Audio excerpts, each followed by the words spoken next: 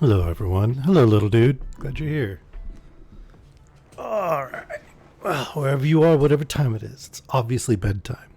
So we're back and get back into Arabian Nights here in a few moments. Sorry about the slight delay. I know I didn't start right on the hour, but I will try to be a little more punctual going forward.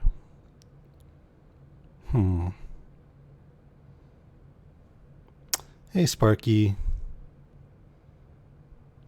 Oh no, we appear to be having some technical difficulties.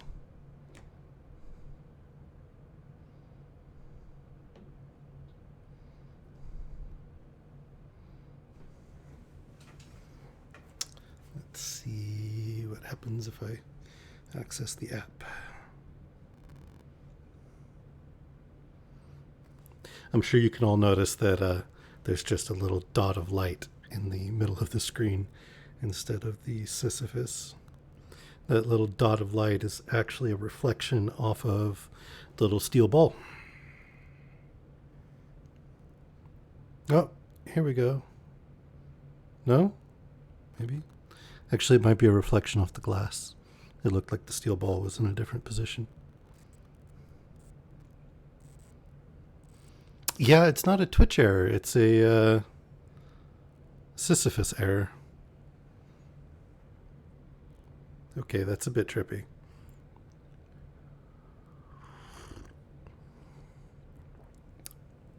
Alright, that may have been a technical error, but that was actually a really cool transition in. At least I thought so.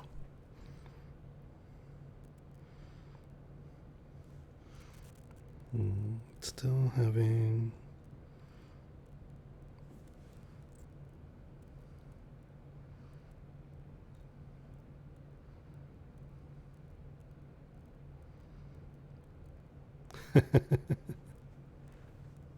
Hey, Vela.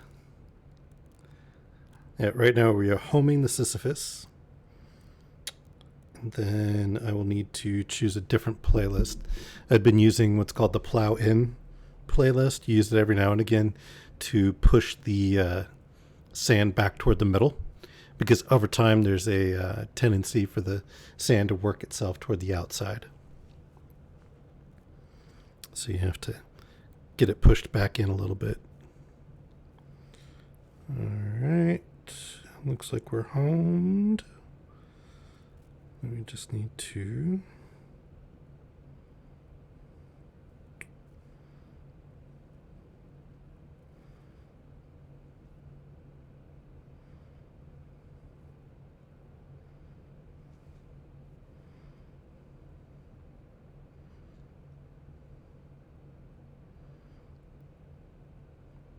Alright.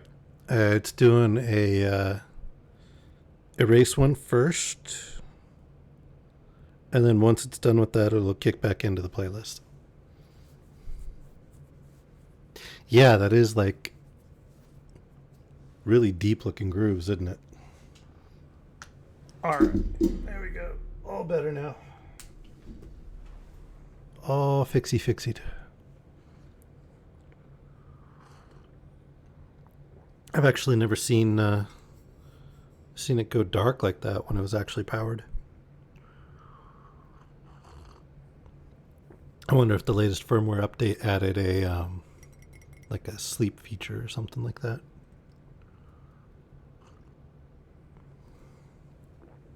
All right.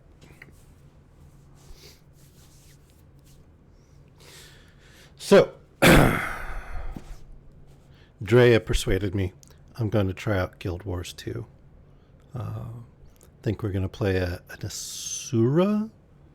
They're like little goblin-y gnome creatures that are good with magic and machines. So if any of you want to test that out, we'll be creating new characters and starting from scratch. I will warn you, I do side quests, I read lore, I take my time to look at the scenery. I sometimes see if I can climb mountains or swim across an ocean just to see if I can do it.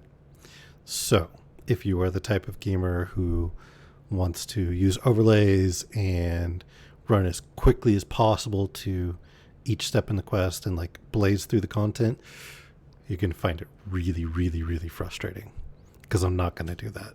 It's just not fun. But if you want to take your time, enjoy the scenery, hang out, goof around, come join me, and we'll have some fun with it. Maybe we can even get like a full party going. Apparently you need to start as the same race to start in the same area, so probably ought to all play the little Asura dudes. Now, when we left off, we were reading the story of Prince Ahmed and Parabanu from the Arabian Nights. And Parabanu, I believe, was the fairy princess who lured Prince Ahmed away from his family and is trying to keep him from returning.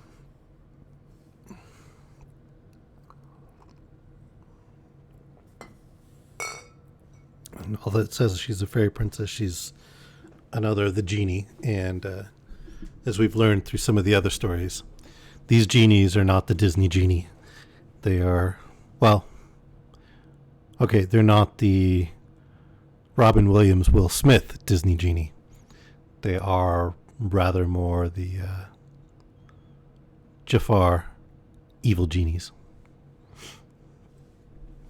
who, even if you do nice things for them, will still try to betray you and destroy you. All right, so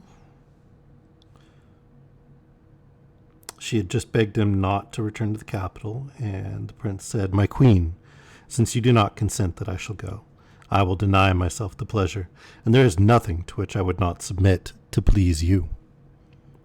These words greatly pleased the fairy, but the prince grieved lest his father should think him dead.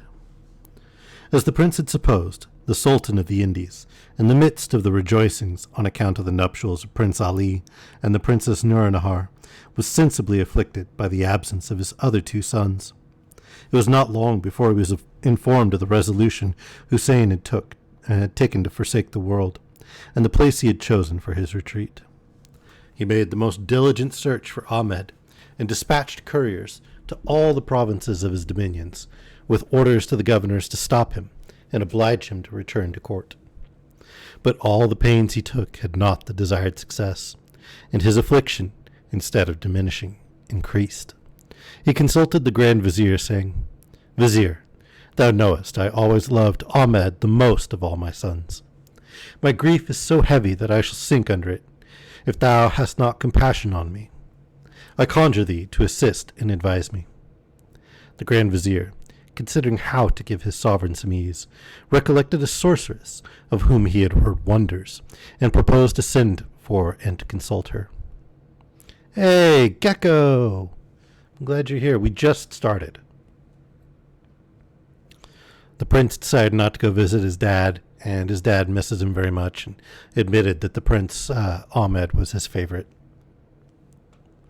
So now he's talking to the Grand Vizier about how to find him.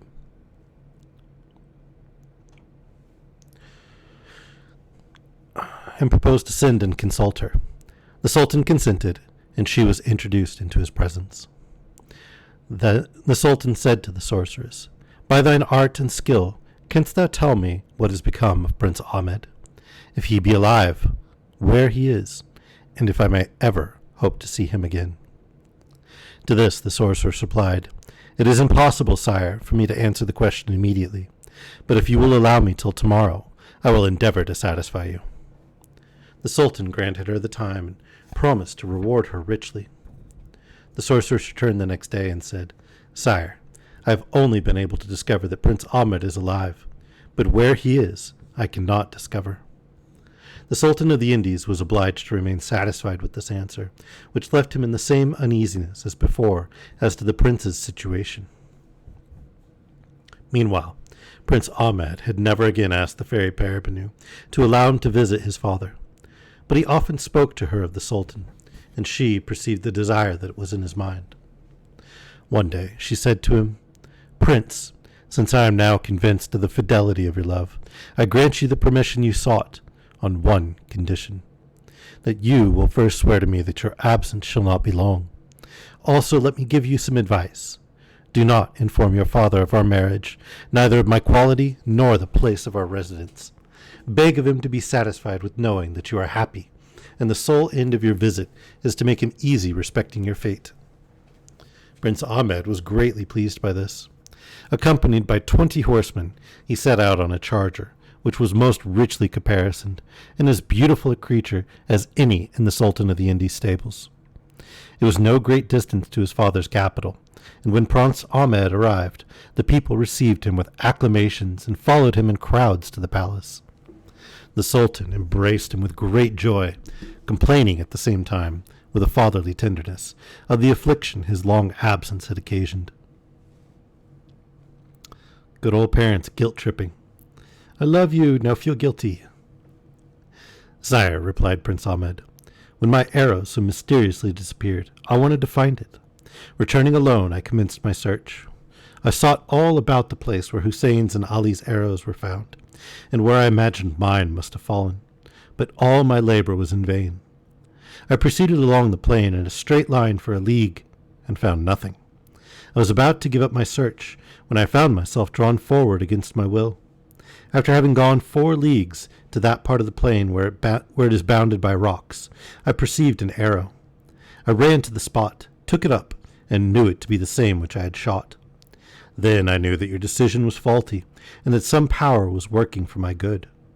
But as to this mystery, I beg you will not be offended if I remain silent, and that you will be satisfied to know from my own mouth that I am happy and content with my fate.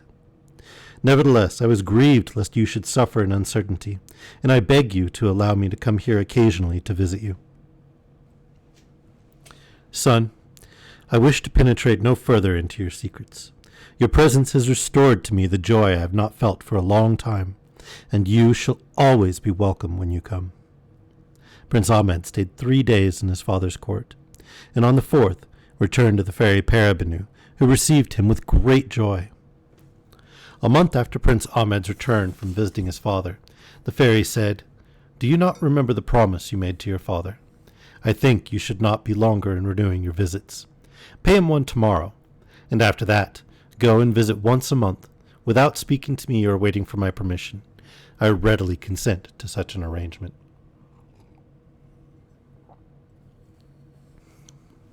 Prince Ahmed went the next morning with the same attendants as before, but much more magnificently mounted, equipped and dressed, and was received by the Sultan with the same joy and satisfaction. For several months he faithfully paid him visits, and always with a richer and more brilliant equipage. At last, the Sultan's favorites, who judged Prince Ahmed's power by the splendor of his appearance, strove to make the father jealous of his son. They represented that it was but common prudence to discover where the prince had retired, and how he could afford to live so magnificently, since he had no revenue assigned for his expenses, that he seemed to come to court only to insult him, and that it was to be feared he might court the people's favor and dethrone him. And they brought many cunning arguments to bear, and supported their words, adding, "It is dangerous to have so powerful a neighbor, for he must live near at hand, since neither horses nor men bears marks of travel." When the favorites had concluded these insinuations, the Sultan said, "I do not believe my son Ahmed is so wicked as you would persuade me he is. However, I am obliged to you for your advice, and I do not doubt that it proceeds from good intention and loyalty to my person." The Sultan of the Indies said this. Page was stuck. In order that his favorites might not know the impression their observations had made on his mind. He was, however, so much alarmed by them that he resolved to have Prince Ahmed watched. To this end he sent for the sorceress, who was introduced by a private door into his closet. Right, I'll be right back, just a moment. Promise I'm not leaving.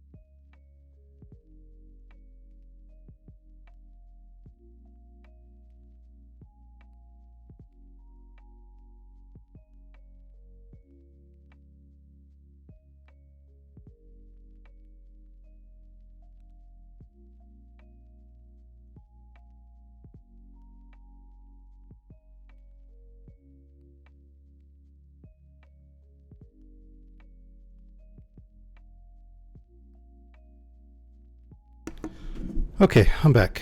Promised it wouldn't be long.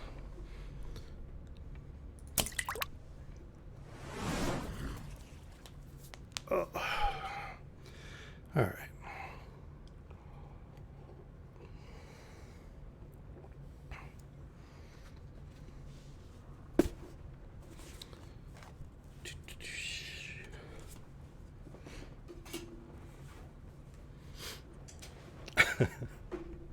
I'm glad you're happy I'm back, Gecko.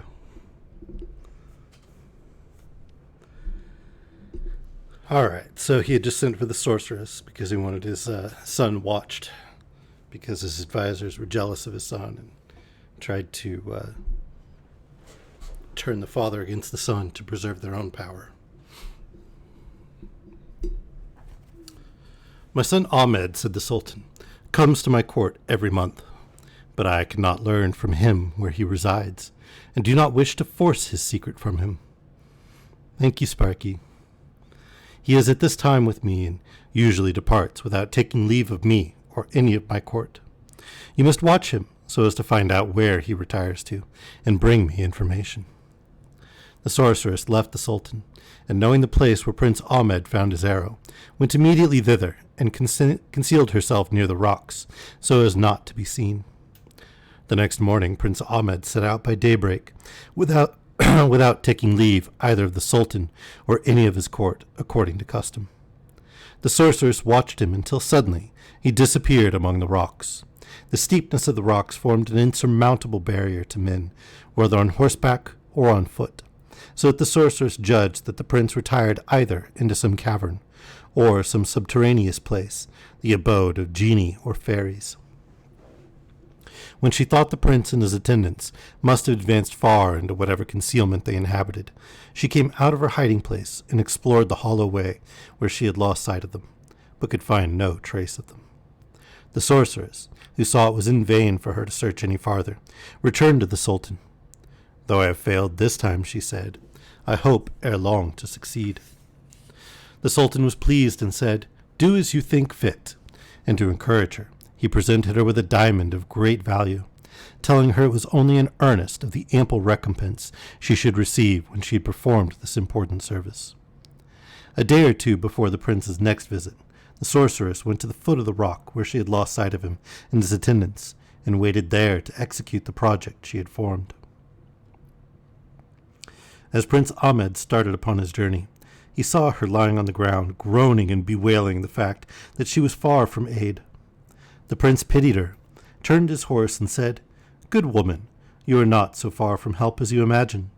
I will assist you and convey you where you shall have all possible care taken of you, and where you shall find a speedy cure. Rise, and let one of my people take you behind him. At these words, the sorceress, who pretended sickness only to explore where the prince resided, made many efforts to rise, pretending that the violence of her illness prevented her. Then two of the prince's attendants alighted and helped her to rise. They placed her on a horse behind one of their companions. The prince turned back to the iron gate, and when he had entered the outer court, he sent to ask Parabenu to see him. The fairy came with all imaginable haste, and the prince said to her, My princess, I desired you would have compassion on this good woman. I found her in the condition you see her, and promised her the assistance she requires. I recommend her to your care, and am persuaded that you, from inclination, as well as my request, will not abandon her. The fairy, who had her eyes fixed on the pretended sick woman all the time the prince was speaking, ordered two of her women to take her from the men who supported her, and conduct her to an apartment of the palace, and take as much care of her as they would of herself. While the two women were executing the fairy's commands, she went up to Prince Ahmed, and whispering in his ear said, Prince, this woman is not so sick as she pretends to be, and I am much mistaken if she is not sent thither on purpose to occasion you great trouble. But do not be concerned. I will deliver you out of all snares that shall be laid for you. Go and pursue your journey. This address of the fairies did not in the least alarm Prince Ahmed. My princess, said he, as I do not remember I ever did or designed to do anybody injury, I cannot believe anyone can have a thought of injuring me. That's got to be like the most naive thing ever. But if they have, I shall not forbear doing good whenever I have an opportunity. So saying, he took leave of the fairy and set forward again for his father's capital, where he soon arrived and was received as usual by the Sultan, who constrained himself as much as possible to disguise the anxiety arising from suspicions suggested by his favorites. In the meantime, the two women to whom Parabenu had given her orders conveyed the sorceress into an elegant apartment, richly furnished. When they had put her into bed, one of the women went out and returned soon with a china cup in her hand, full of a certain liquid which she presented to the sorceress, while the other helped her to sit up. "Drink this," said the attendant. "It is the water of the Fountain of Lions, and a sovereign remedy against fevers. You will find the effect of it in less than an hour's time." The attendants then left her, and returned at the end of an hour, when they found the sorceress seated on the sofa.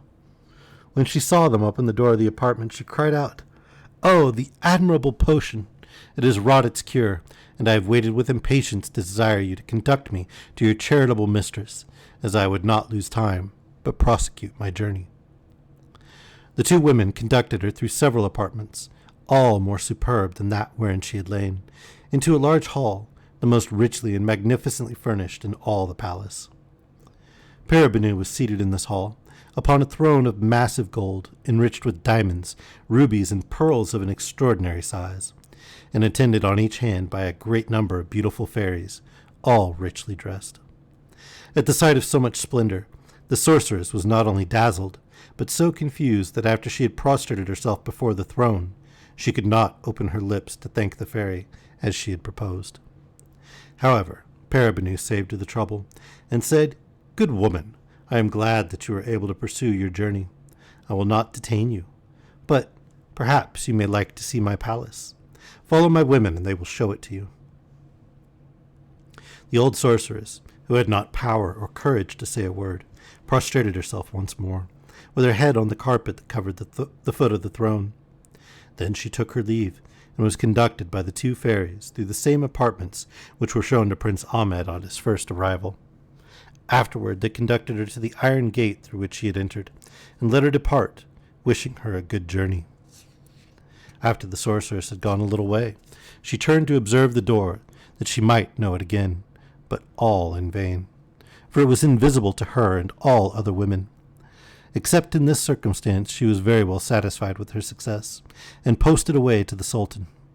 When she came to the capital, she went by many byways to the private door of the palace, and was at once admitted to the Sultan.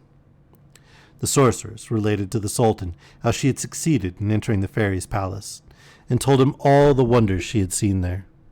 When she had finished her narrative, the sorceress said, "I shudder when I consider the misfortunes which may happen to you, for who can say that the fairy may not inspire him with the unnatural design of dethroning your majesty and seizing the crown of the Indies?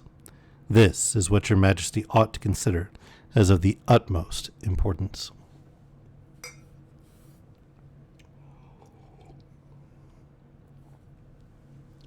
The Sultan of the Indies had been consulting with his favorites when he was told of the sorceress's arriving. He now ordered her to follow him to them. He acquainted them with what he had learned might happen. Then one of the favorites said, "In order to prevent this, now that the prince is in your power, you ought to put him under arrest. I will not say take away his life, but make him a close prisoner."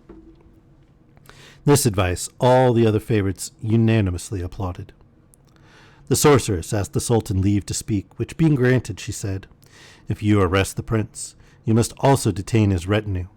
But they are all genii, and will disappear by the property they possess of rendering themselves invisible, and transport themselves instantly to the fairy, and give her an account of the insult offered her husband. And can it be supposed she will let it go unrevenged? Could you not find other means which would answer the same purpose, and yet be of advantage to you?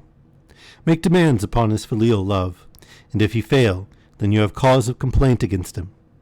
For example, request the prince to procure you a tent which can be carried in a man's hand, but so large as to shelter your whole army. If the prince brings such a tent, you may make other demands of the same nature, so that at last he may sink under the difficulties and the impossibility of executing them." When the sorceress had finished her speech, the Sultan asked his favorites if they had anything better to propose, and finding them all silent, determined to follow her advice. The next day, when the prince came into his father's presence, the sultan said, "Son, you are fortunate to have wed a fairy so rich and so worthy of your love. And since I hear that she is powerful, I would ask you to beg of her to do me a great service. You know to what great expense I am put every time I take the field to provide tents for my army. I am persuaded you could easily procure from the fairy a pavilion that might be carried in a man's hand, and which would extend over my whole army, and I am sure you will do this for me." Prince Ahmed was in the greatest embarrassment as to what answer to make. At last he replied, "I know not how this mystery has been revealed to you. I cannot deny but your information is correct. I have married the fairy you speak of. I love her, and am persuaded she loves me in return. But I can say nothing as to the influence I have over her. However, the demand of a father is a command upon every child, and though it is with the greatest reluctance, I will not fail to ask my wife the favor you desire, but cannot promise you to obtain it. And if I should not have the honor to come again to pay you my respects, it will be the sign that I have not been able to succeed in my request." "Son," replied the Sultan of the Indies, "I should be sorry that what I ask you should oblige you to deprive me of the gratification of seeing you as usual. I find you do not know the power a husband has over a wife, and yours would show that her love to you was very slight if, with the power she possesses as a fairy, she should refuse so trifling a request as that I have begged you to make." All these representations could not satisfy Prince Ahmed, and so great was his vexation that he left the court 2 days sooner than he used to do. When he returned, the fairy, to whom he always before had appeared with a gay countenance, asked him the cause of the alteration she perceived in his looks. Yielding to her insistence, Ahmed confessed that the Sultan had discovered the secret of his abode, and knew that he was married to her, though he was ignorant of the means by which he had gained this information. Here the fairy reminded him of the woman he had helped, and added, "But surely there must be something more than this to make you so downcast. Tell me, I pray." Prince Ahmed replied, "My father doubts my allegiance to him, and as a proof of it, he demands that I should ask you for a pavilion which may be carried in a man's hand, and which will cover his whole army." "Prince," replied the fairy, smiling, "what the Sultan requests is a trifle. Upon occasion I can do him more important service. Therefore, be persuaded that far from thinking myself importuned, I shall always take real pleasure in performing whatever you can desire." Parabenu then sent for her treasurer, to whom she said, "Nur Jahan, bring me the largest pavilion in my treasury." Nur Jahan returned presently with a pavilion, which could not only be held, but concealed in the palm of the hand, and presented it to her mistress, who gave it to Prince Ahmed to examine. When Prince Ahmed saw the pavilion, which the fairy called the largest in her treasury, he fancied she had a mind to banter him, and his surprise soon appeared in his countenance. When Parabenu perceived his expression, she laughed. "What, Prince," cried she, "do you think I jest with you? You will see that I am in earnest." "Nur Jahan," said she to her treasurer, "go and set it up, that he may judge whether the Sultan will think it large enough." The treasurer went out immediately with it from the palace and set it up. The prince found it large enough to shelter 2 armies, as numerous as those of his father. "You see," said the fairy, "that pavilion is larger than your father may have occasion for. But you are to observe that it has one property, that it becomes larger or smaller according to the extent of the army it has to cover, without applying any hands to it." The treasurer took down the tent again, reduced it to its original size, brought it and put it into the prince's hands. He took it, and without staying longer than till the next day, mounted his horse, and went with the usual attendants to the Sultan his father. The Sultan was in great surprise at the prince's speedy return. He took the tent, but after he had admired its smallness, his amazement was so great that he could not recover himself when he had it set up in the great plain before mentioned, and found it large enough to shelter an army twice as large as he could bring into the field. The Sultan expressed great obligation to the prince for so noble a present, desiring him to return his thanks to the fairy. And to show what a value he had set upon it, he ordered it to be carefully laid up in his treasury. But within himself he felt greater jealousy than ever of his son. Therefore, More intent than before upon his ruin, he went to consult the sorceress again, who advised him to engage the prince to bring him some of the water of the Fountain of Lions.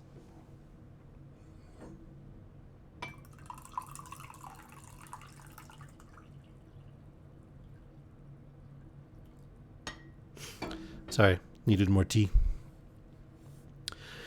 In the evening, when the Sultan was surrounded as usual by all his court, and the prince came to pay his respects among the rest, he addressed himself to him in these words: "Son, I have already expressed to you how much I am obliged for the present of the tent you have procured me, which I esteem the most valuable thing in my treasury. But you must do one thing more, which will be no less agreeable to me. I am informed that the fairy, your spouse, makes use of a certain water, called the water of the Fountain of Lions, which cures all sorts of fevers, even the most dangerous. And as I am perfectly well persuaded my health is dear to you, I do not doubt but you will ask her for a bottle of that water, and bring it to me as a sovereign remedy, which I may use as I have occasion. Do me this important service, and complete the duty of a good son toward a tender father." Prince Ahmed, who believed that the Sultan his father should have been satisfied with so singular and useful a tent as that which he had brought, and that he should not have imposed any new task upon him which might hazard the fairy's displeasure, was thunderstruck by this new request. After a long silence he said, "I beg of your majesty to be assured that there is nothing I would not undertake to procure which may contribute to the prolonging of your life. But I could wish it might not be by the means of my wife. For this reason, I dare not promise to bring the water. All I can do is to assure you that I will request it of her, but it will be with as great a reluctance as I asked for the tent." The next morning, Prince Ahmed returned to the fairy Parabenu, and related to her sincerely and faithfully all that had passed at his father's court. "But, my princess, I only tell you this as a plain account of what passed between me and my father. I leave you to your own pleasure, whether you will gratify or reject this, his new desire. It shall be as you please." "No, no," replied the fairy. "I will satisfy him, and whatever advice the sorceress may give him, for I see that he hearkens to her counsel, he shall find no fault with you or me. There is much wickedness in this demand, as you will understand by what I am going to tell you. The Fountain of Lions is situated in the middle of a court of a great castle, the entrance into which is guarded by 4 fierce lions, 2 of which sleep alternately, while the other 2 are awake. But let not that frighten you. I will supply you with the means to pass by them without danger."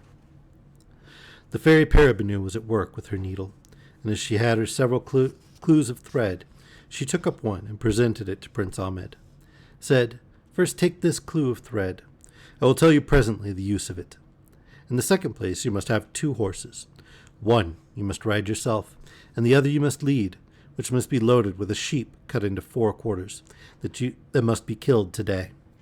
In the third place, you must be provided with a bottle, which I will give you, to fetch the water in.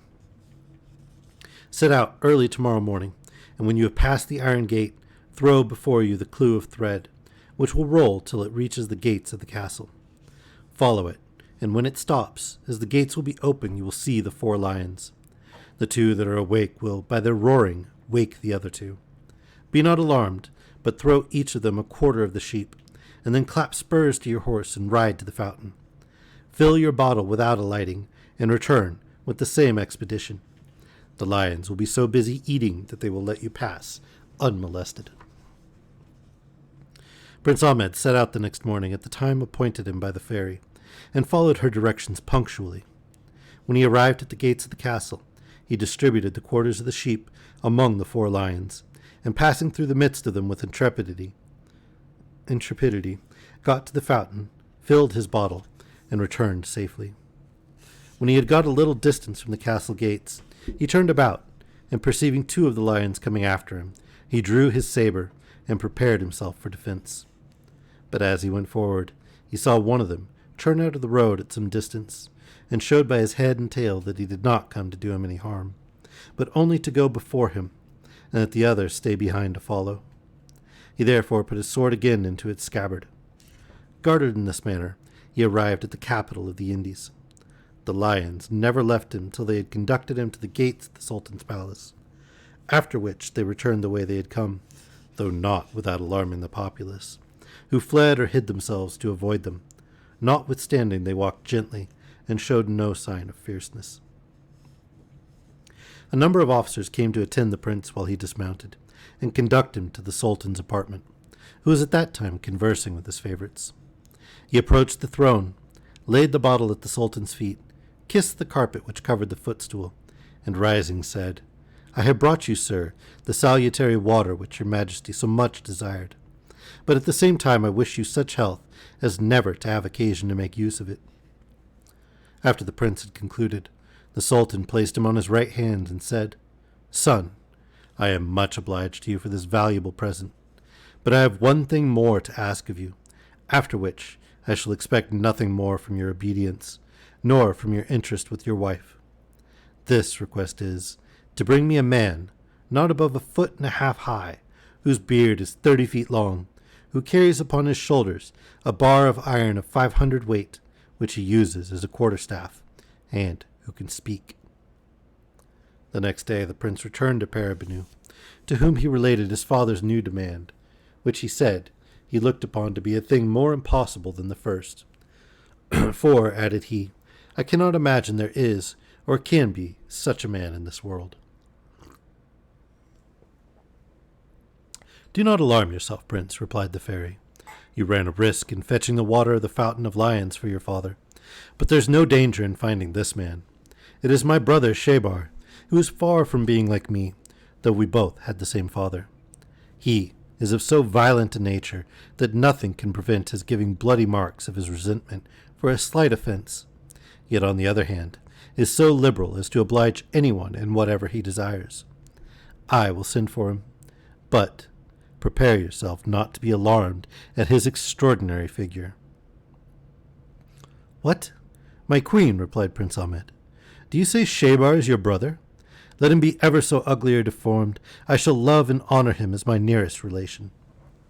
The fairy ordered a gold chafing dish to be set with a fire in it under the porch of her palace. She then took some incense, and when she threw it into the fire, there arose a thick cloud of smoke. Some moments after, the fairy said to Prince Ahmed, "Prince, there comes my brother. Do you see him?" The prince immediately perceived Shebar, who looked at the prince with fierce eyes, and asked Parabenu the name of the stranger. To which she replied, "He is my husband, brother. His name is Ahmed. He is a son of the Sultan of the Indies. On his account, I have taken the liberty now to call for you." At these words, Shebar, looking at Prince Ahmed with a favorable eye, which however diminished neither his fierceness nor his savage look, said, "It is enough for me that he is your husband to engage me to do for him whatever he desires." "The Sultan, his father," replied Parabenu, "is curious to see you, and I desire he may be your guide to the Sultan's court." "He needs but lead the way. I will follow him," replied Shebar. The next morning, Shebar set out with Prince Ahmed for the Sultan's court. When they arrived at the gates of the capital, the people, as soon as they saw Shebar, ran and hid themselves in their shops and houses, shutting the doors, while others, taking to their heels, communicated their fears to all they met, who stayed not to look behind them. Shebar and Prince Ahmed, as they went along, found all the streets and squares desolate, till they came to the palace, where the porters, instead of preventing Shebar from entering, ran away too, so that the prince and he advanced without any obstacle to the council hall, where the Sultan was seated on his throne giving audience. Shebar went fiercely up to the throne, without waiting to be presented, and accosted the Sultan in these words, "You have asked for me. What would you have of me?" The Sultan turned his head away, to avoid the sight of so terrible an object. Shebar was so provoked at this rude reception that he instantly lifted up his iron bar and let it fall on the Sultan's head, killing him, before Prince Ahmed could intercede in his behalf. Shebar then smote all the favorites who had given the Sultan bad advice, but he spared the Grand Vizier, who was a just man. When this terrible execution was over, Shebar came out of the council hall into the courtyard with the iron bar upon his shoulder, and looking at the Grand Vizier said, I know there is here a certain sorceress, who is a greater enemy of the prince, my brother-in-law, than all those base favorites I have chastised. Let her be brought to me immediately. The Grand Vizier instantly sent for her, and as soon as she was brought, Shebar knocked her down with his iron bar, and killed her also. After this he said, I will treat the whole city in the same manner, if they do not immediately acknowledge Prince Ahmed, my brother-in-law, to be Sultan of the Indies. Then all who were present made the air ring with the repeated acclamations of, Long life to Sultan Ahmed.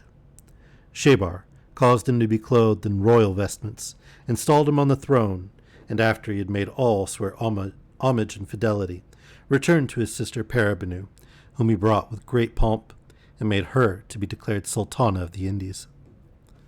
Prince Ali and Princess Nur-Nahar were given a considerable province, with its capital, where they spent the rest of their lives. Afterward he sent an officer to Hussein to acquaint him with the change, and made him an offer of any province he might choose. But that prince thought himself so happy in his solitude that he desired the officer to return his brother thanks for the kindness he offered him, assuring him of his submission, but that the only favor he desired was to be indulged with leave to retire to the place he had chosen for his retreat.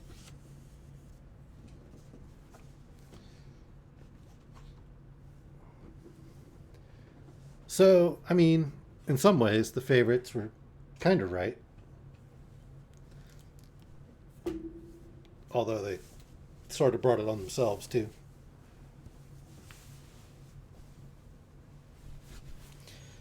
Oh, all right. No more hoodie.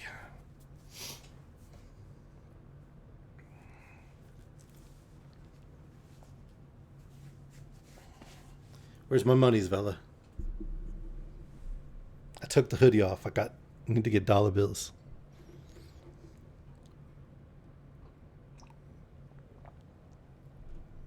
All right. So, next one is a story that you may or may not have heard of. Probably have. Yep. Bye-bye, hoodie. Aw, am I that boring for you, Gecko? I'm sad. I'm sorry. I'll try to be more exciting. I don't know how to be more exciting, but I'll try.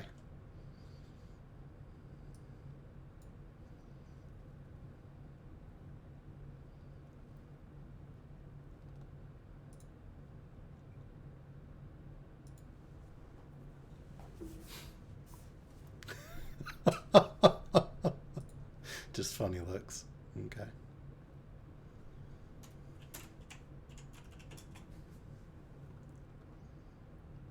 Not boring, soothing. Okay. Is that ball actually moving? Okay. Yeah, it's moving. Thought the Sisyphus broke again. All right, so the next story is the story of Ali Baba and the 40 Thieves. In a town in Persia, there lived two brothers, one named Qasim, the other Ali Baba. Their father left them scarcely anything, but Qasim married a wealthy wife and prospered in life, becoming a famous merchant. Ali Baba, on the other hand, married a woman as poor as himself and lived by cutting wood and bringing it upon 3 asses into the town to sell. One day, when Ali Baba was in the forest, he saw at a distance a great cloud of dust, which seemed to be approaching. He observed it very attentively and distinguished a body of horsemen. Fearing that they might be robbers, he left his asses and climbed into a tree, from which place of concealment he could watch all that passed in safety. The troop consisted of 40 men, all well mounted, who, when they arrived, dismounted and tied up their horses and fed them.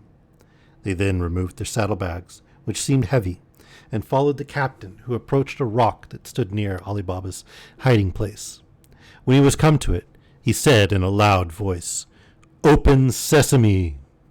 As soon as the captain had uttered these words, a door opened in the rock, and after he had made all his troop enter before him, he followed them, after which the door shut again of itself. Although the robbers remained some time in the rock, Ali Baba did not dare to move until after they had filed out again and were out of sight.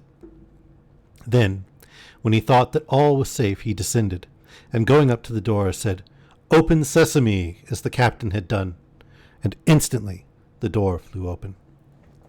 Ali Baba, who expected a dark, dismal cavern, was surprised to see it well lighted and spacious, receiving light from an opening at the top of the rock. He saw all sorts of provisions, rich bales of silk, brocades, and valuable carpeting piled upon one another, gold and silver ingots in great heaps, and money in bags. The sight of all these riches made him suppose that this cave must have been occupied for ages by robbers, who had succeeded one after another. Ali Baba loaded his asses with gold coin, and then covering the bags with sticks, he returned home. Having secured the door of his house, he emptied out the gold before his wife, who was dazzled by its brightness, and told her all, urging upon her the necessity of keeping the secret. The wife rejoiced at their good fortune, and wished to count all the gold piece by piece. "Wife," said Ali Baba, "you do not know what you undertake when you pretend to count the money. You will never have done. I will dig a hole and bury it. There is no time to be lost." "You are right, husband," replied she, "but let us know, as nigh as possible, how much we have. I will borrow a small measure and measure it while you dig the hole." Away the wife ran to her brother-in-law, Kasim, who lived just by, and addressing herself to his wife, desired her to lend her a measure for a little while. The sister-in-law did so, but as she knew Ali Baba's poverty, she was curious to know what sort of grain his wife wanted to measure, and artfully putting some suet at the bottom of the measure, brought it to her with an excuse that she was sorry she had made her stay so long, but that she could not find it sooner. Ali Baba's wife went home and continued to fill the measure from the heap of gold and empty it till she had done, when she was very well satisfied to find the number of measures amounted to as many as they did, and went to tell her husband, who had almost finished digging the hole. While Ali Baba was burying the gold, his wife, to show her exactness and diligence to her sister-in-law, carried the measure back again, but without taking notice that a piece of gold had stuck to the bottom.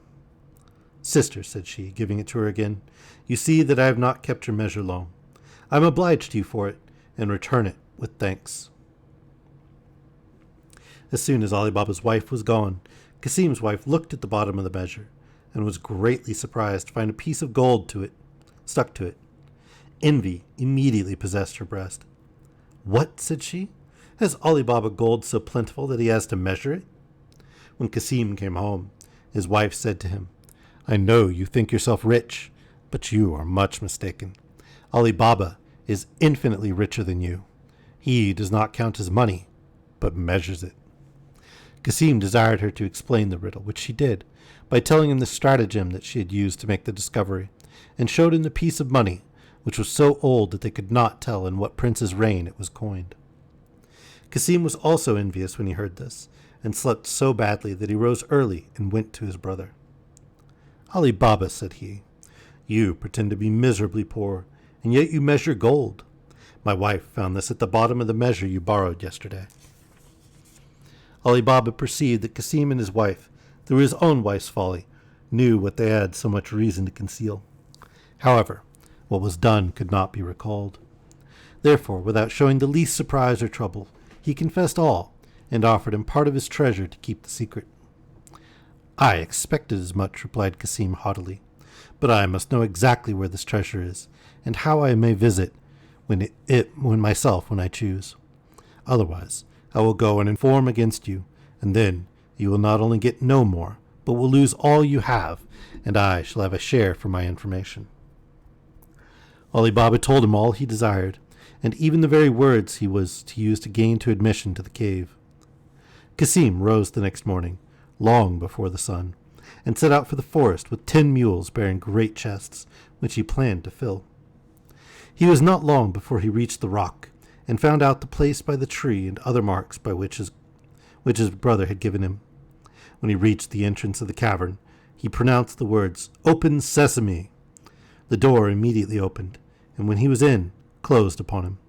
He quickly entered and laid as many bags of gold as he could carry at the door of the cavern, but his thoughts were so full of the great riches he should possess that he could not think of the necessary word to make it open.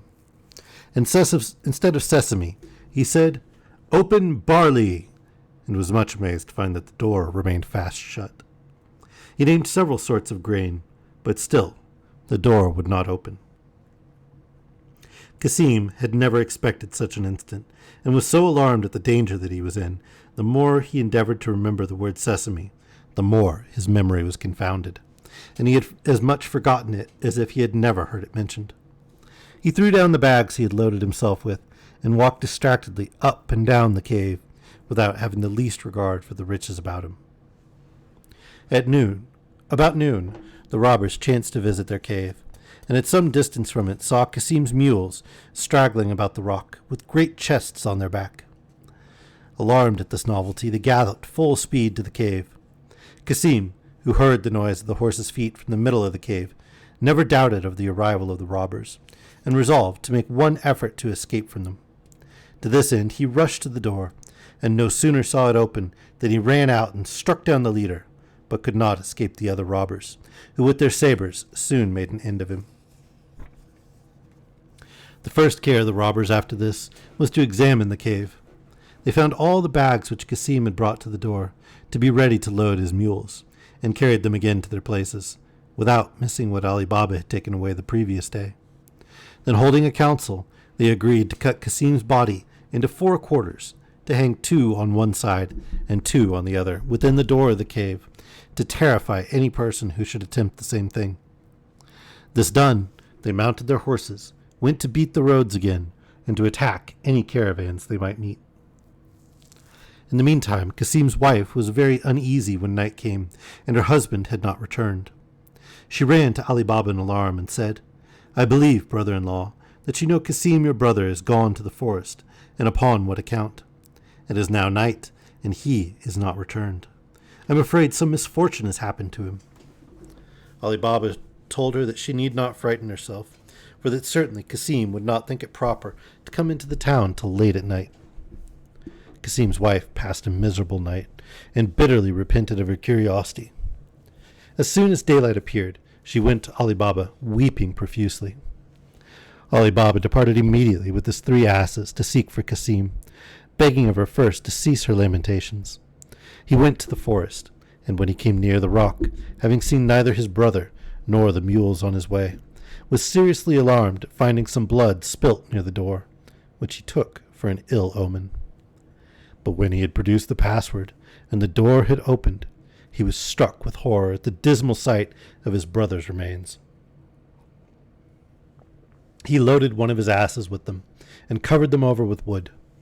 The other 2 asses he loaded with bags of gold, covering them with wood also as before, and then bidding the door shut, came away. But he took care to stop some time at the edge of the forest, so that he might not reach the town before night. When he came home, he drove the 2 asses loaded with gold into his little yard, and left the care of unloading them to his wife, while he led the other to his sister-in-law's house. Ali Baba knocked at the door, which was opened by Morgiana, an intelligent slave whose tact was to be relied upon. When he came into the court, he unloaded the ass, and taking Morgiana aside, said to her, "Mention what I say to no one. Your master's body is contained in these 2 bundles, and our business is to bury him as if he had died a natural death. I can trust you to manage this for me." Ali Baba consoled the widow as best he could, and having deposited the body in the house, returned home. Morgiana went out at the same time to an apothecary, and asked for a sort of lozenge very efficacious in the most dangerous disorders. The apothecary inquired who was ill. She replied with a sigh, "My good master Cassim himself. He can neither eat nor speak." After these words, Morgiana carried the lozenges home with her, and the next morning went to the same apothecary's again, and with tears in her eyes asked for an essence which they used to give to sick people only when at the last extremity. "Alas," said she, "I am afraid that this remedy will have no better effect than the lozenges, and that I shall lose my good master." On the other hand, as Ali Baba and his wife were often seen to go between Cassim's and their own house all that day, and to seem melancholy, nobody was surprised in the evening to hear the lamentable shrieks and cries of Cassim's wife and Morgiana, who gave out everywhere that her master was dead. The next morning, Morgiana betook herself early to the stall of a cobbler named Mustafa, and bidding him good morrow, put a piece of gold into his hand, saying, "Baba Mustafa, you must take your sewing tackle and come with me. But I must tell you, I shall have to blindfold you when you come to the place." Oh, Baba Mustafa hesitated a little at these words. Oh, replied he, "you would have me do something against my conscience, or against my honor?" "God forbid," said Morgiana, putting another piece of gold into his hand, "that I should ask anything that is contrary to your honor. Only come along with me and fear nothing." Baba Mustafa went with Morgiana, who, after she had bound his eyes with a handkerchief, conveyed him to her deceased master's house, and never unloosened his eyes till he had entered the room where she had put the corpse together. "Baba Mustafa," said she, "you must make haste and sew these quarters together, and when you have done, I will give you another piece of gold." After Baba Mustafa had finished his task, she once more blindfolded him, gave him the third piece of gold as she had promised, and recommending secrecy to him, conducted him back again to the place where she had first bound his eyes, pulled off the bandage, and let him go home, but watched him that he returned toward his shop, till he was quite out of sight, for fear that he should have the curiosity to return and follow her. She then went home. The ceremony of washing and dressing the body was hastily performed by Morgiana and Ali Baba, after which it was sewed up, ready to be placed in the mausoleum. While Ali Baba and the other members of the household followed the body, the women of the neighborhood came, according to custom, and joined their mourning with that of the widow, so that the whole quarter was filled with the sound of their weeping. Thus was Kasim's horrible death successfully concealed. 3 or 4 days after the funeral, Ali Baba removed his goods openly to the widow's house, but the money he had taken from the robbers he conveyed thither by night. When at length the robbers came again to their retreat in the forest, great was their surprise to find Kasim's body taken away, with some of their bags of gold. "We are certainly discovered," said the captain, "and if we do not find and kill the man who knows our secret, we shall gradually lose all the riches." The robbers unanimously approved of the captain's speech.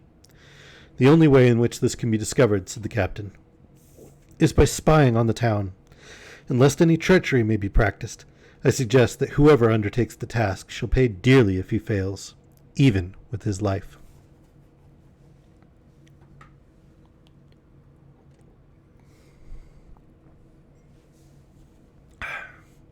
One of the robbers immediately started up and said, "I submit to this condition, and think it an honor to expose my life to serve the troop." The robber's courage was highly commended by the captain and his comrades, and when he had disguised himself so that nobody would know him, he went into the town and walked up and down, till accidentally he came to see Baba Mustafa's shop. Baba Mustafa was seated, with an awl beside him on the bench, just starting to work. The robber saluted him, and perceiving that he was old, said, "Honest man, you begin to work very early. How is it possible that one of your age can see so well? I question, even if it were somewhat lighter, whether you could see to stitch." "Why," replied Baba Mustafa, "I sewed a dead body together in a place where I had not so much light as I have now." "A dead body!" cried the robber, with affected amazement. "It is so," replied Baba Mustafa, "but I will tell you no more." "Indeed," answered the robber, "I do not want to learn your secret, but I would fain see the house in which this strange thing was done." To impress the cobbler, he gave him a piece of gold. "If I were disposed to do you that favor," replied Baba Mustafa, "I assure you I cannot, for I was led both to and from the house blindfolded." "Well," replied the robber, "you may, however, remember a little of the way that you were led blindfolded. Come, let me bind your eyes at the same place. We will walk together, and as everybody ought to be paid for his trouble, there is another piece of gold for you. Gratify me in what I ask you." The 2 pieces of gold were too great a temptation for Baba Mustafa, who said, "I am not sure that I remember the way exactly, but, since you desire, I will see what I can do." At these words, Baba Mustafa rose up, and led the robber to the place where Morgiana had bound his eyes. "It was here," said Baba Mustafa. "I was blindfolded, and I turned as you see me." The robber, who had his handkerchief ready, tied it over his eyes, walked by him till he stopped, partly leading and partly guided by him. "I think," said Baba Mustafa, "I went no farther." He had now stopped directly at Kasim's house, where Ali Baba then lived. The thief, before he pulled off the band, marked the door with a piece of chalk which he had already in his hand. Then he asked him if he knew whose house that was, to which Baba Mustafa replied that, as he did not live in that neighborhood, he could not tell. The robber, finding he could discover no more from Baba Mustafa, thanked him for the trouble he had taken, and left him to go back to his shop, while he himself returned to the forest, persuaded that he should be very well received. Shortly after the robber and Baba Mustafa had parted, Morgiana went out of Ali Baba's house upon some errand, and upon her return she saw the mark the robber had made and stopped to observe it. "What can be the meaning of this mark?" said she to herself. "Somebody intends my master no good. However, with whatever intention it was done, it is inadvisable to guard against the worst." Accordingly, she fetched a piece of chalk and marked 2 or 3 doors on each side in the same manner. When the robber reached the camp, he reported the success of his expedition. It was at once decided that they should very quietly enter the city and watch for an opportunity of slaying their enemy. To the utter confusion of the guide, several of the neighboring doors were found to be marked in a similar manner. "Come," said the captain, "this will not do. We must return, and you must die." They returned to the camp, and the false guide was promptly slain. Then another volunteer came forward, and he, in like manner, was led by Baba Mustafa to the spot. He cautiously marked the door with red chalk in a place not likely to be seen. But the quick eye of Morgiana detected this likewise, and she repeated her previous action with equal effectiveness, for when the robbers came they could not distinguish the house. Then the captain, in great anger, led his men back to the forest, where the second offender was immediately put to death. The captain, dissatisfied by this waste of time and loss of men, decided to undertake the task himself. And so, having been led to the spot by Baba Mustafa, he walked up and down before the house until it was impressed upon his mind. He then returned to the forest. When he came into the cave where the troop waited for him, he said, "Now, comrades, nothing can prevent our full revenge." He then told him his contrivance. When they approved of it, he ordered them to go into the villages about and buy 19 mules with 38 large leather jars, one full of oil and the others empty. In 2 days all preparations were made, and the 19 mules were loaded with 37 robbers in jars and the jar of oil. The captain, as their driver, set out with them and reached the town by the dusk of the evening as he had intended. He led them through the street till he came to Ali Baba's, at whose door he planned to have knocked, but was prevented, as Ali Baba was sitting there after supper to take a little fresh air. He stopped his mules and said, "I have brought some oil a great way to sell at tomorrow's market, but it is now so late that I do not know where to lodge. Will you allow me to pass the night with you, and I shall be very much obliged for your hospitality." Ali Baba, not recognizing the robber, bade him welcome and gave directions for his entertainment, and after they had eaten he retired to rest. The captain, pretending that he wished to see how his jars stood, slipped into the garden and passed from one to the other. He raised the lids of the jars and spoke, "As soon as I throw some stones out of my window, do not fail to come, and I will immediately join you." After this he retired to his chamber, and to avoid any suspicion put the light out soon after, and laid himself down in his clothes, that he might be the more ready to rise. While Morgiana was preparing the food for breakfast, the lamp went out, and there was no more oil in the house, nor were there any candles. What to do she did not know, for the broth must be made. Abdallah, seeing her very uneasy, said, "Do not fret, but go into the yard and take some oil out of one of the jars." Morgiana thanked Abdallah for his advice, took the oil pot and went into the jar. As she came nigh the first jar, the robber within said softly, "Is it time?" Morgiana naturally was much surprised at finding a man in a jar instead of the oil she wanted, but she at once made up her mind that no time was to be lost, if a great danger was to be averted, so she passed from jar to jar, answering at each, "Not yet, but presently." At length she came to the oil jar, and made what haste she could to fill her oil pot, and returned into her kitchen. Here, as soon as she had lighted her lamp, she took a great kettle, went again to the oil jar, filled the kettle, set it on a large wood fire, and as soon as it boiled, went and poured enough into every jar to stifle and destroy the robber within. When this action, worthy of the courage of Morgiana, was executed without any noise, as she had planned, she returned to the kitchen with the empty kettle. She then put out the great fire which she had made to boil the oil. Leaving just enough to make broth, she put out the lamp also, and remained silent, resolving not to go to rest till she had observed what might follow through a window of the kitchen, which opened into the yard. She had not waited long before the captain gave his signal by throwing the stones. Receiving no response, he repeated it several times, until, becoming alarmed, he descended into the yard and discovered that all the gang were dead, and by the oil he missed out of the last jar, he guessed the means and manner of their death. Enraged to despair at having failed in his design, he forced the lock of a door that led from the yard to the garden, and climbing over the walls, made his escape. Morgiana then went to bed, happy at the success of her plan. Ali Baba rose before day and, followed by his slave, went to the baths, entirely ignorant of the important events which had taken place at home. When he returned from the baths, the sun had risen. He was very much surprised to see the oil jars, and that the merchant had not gone with the mules. He asked Morgiana, who opened the door, the reason of it. "My good master," answered she, "God preserve you and all your family. You will be better informed of what you wish to know when you have seen what I have to show you, if you will but give yourself the trouble to follow me." Ali Baba followed her, and she requested him to look into the first jar and see if there was any oil.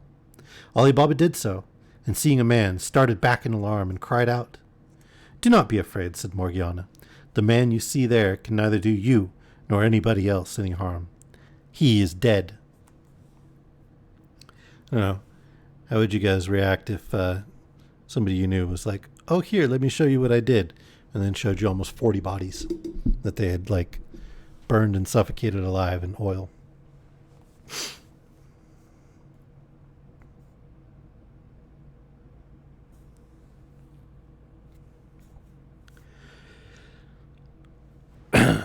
"Ah, Morgiana," said Ali Baba, "what is it you show me? Explain yourself."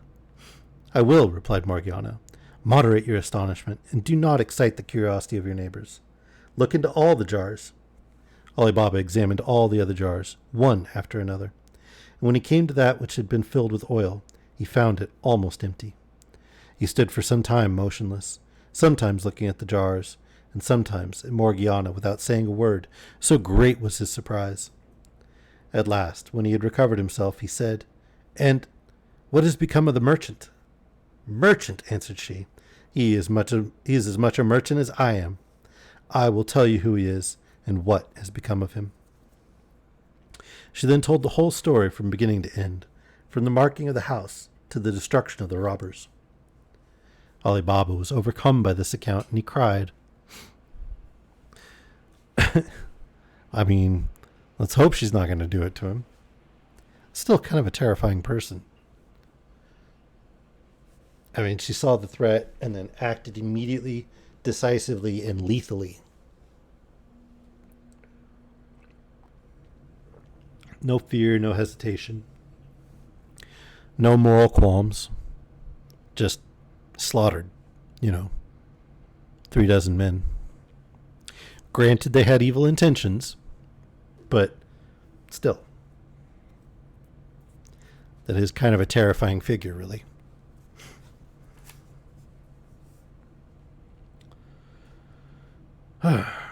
Ali Baba was overcome by this account, and he cried, "You have saved my life. In return, I give you your liberty, but this shall not be all." Ali Baba and his slave Abdallah then dug a long, deep trench at the farther end of the garden, in which the robbers were buried. Afterward, the jars and weapons were hidden, and by degrees Ali Baba managed to sell the mules for which he had no use. Meanwhile, the captain, who had returned to the forest, found life very miserable. The cavern became too frightful to be endured. But resolved to be revenged upon Ali Baba, he laid new plans, and having taken a shop which happened to be opposite Kasim's, where Ali Baba's son now lived, he transported many rich stuffs thither, and disguised as a silk mercer, he set up in business under the name of Cogia Hussein. Having by chance discovered whose son his opposite neighbor was, he often made him presents and invited him to dinner, and did everything to win his good opinion. Ali Baba's son, who did not like to be indebted to any man, told his father that he desired to ask him to dinner in return, and requested him to do so.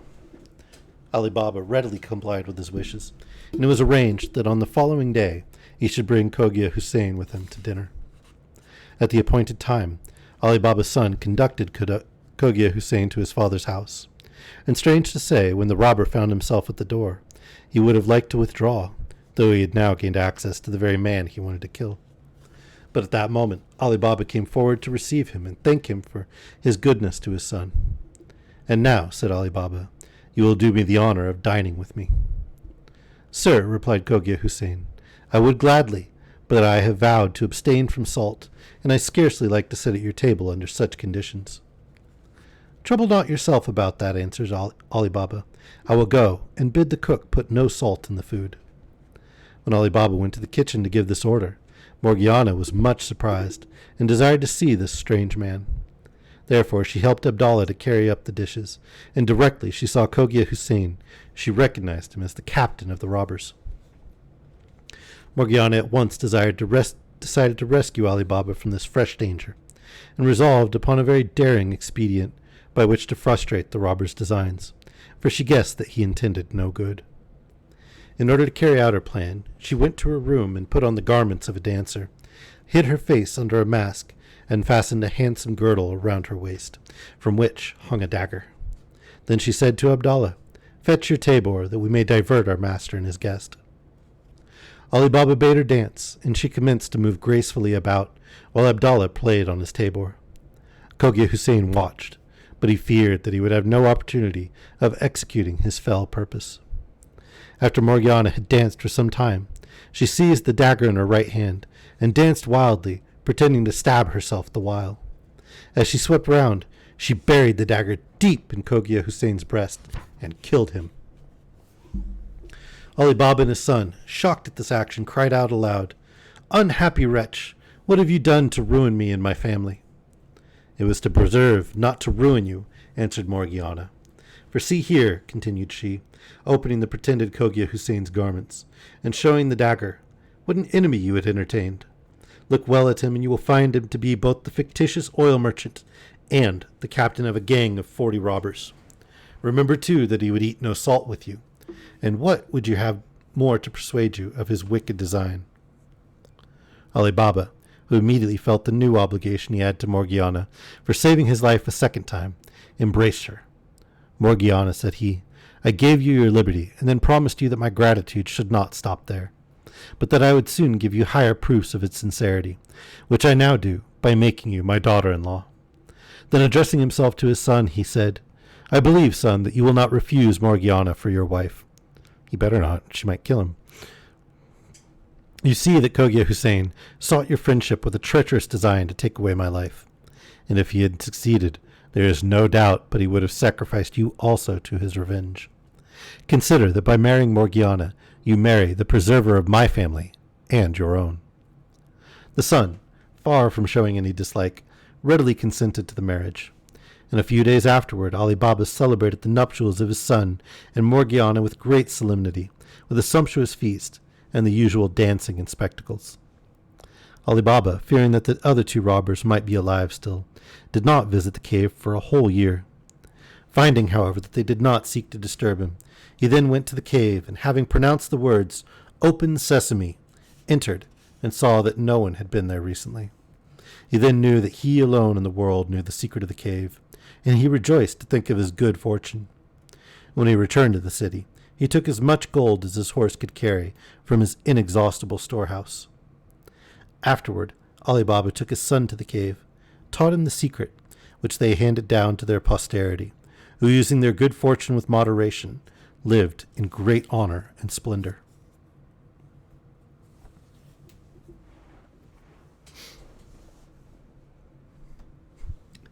Lol, here, have my firstborn son. I mean, kind of.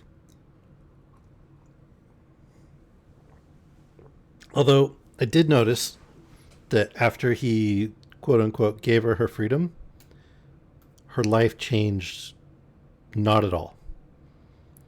She was still working in the kitchen, still living in the same place, still serving the same family, doing everything as before.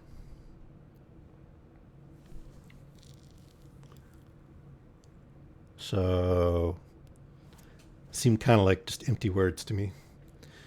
And then when he had to reward her again, he was like, oh, here, you can be married to my son. And probably do the exact same job as before, living in the exact same place as before.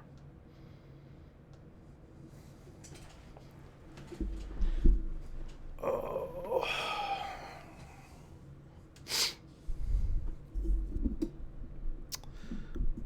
But I think we've got time for one more story. I mean, if you're paying a wage to the family and it stays in the family, is it really a wage at that point?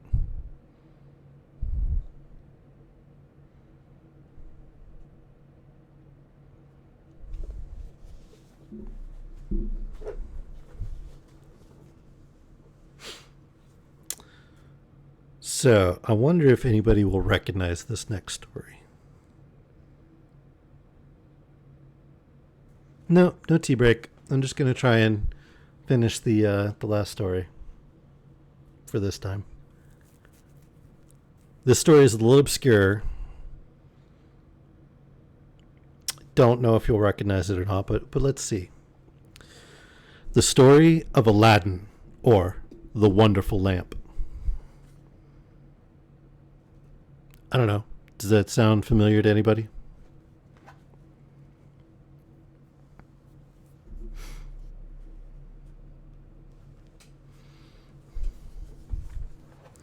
Strike a chord.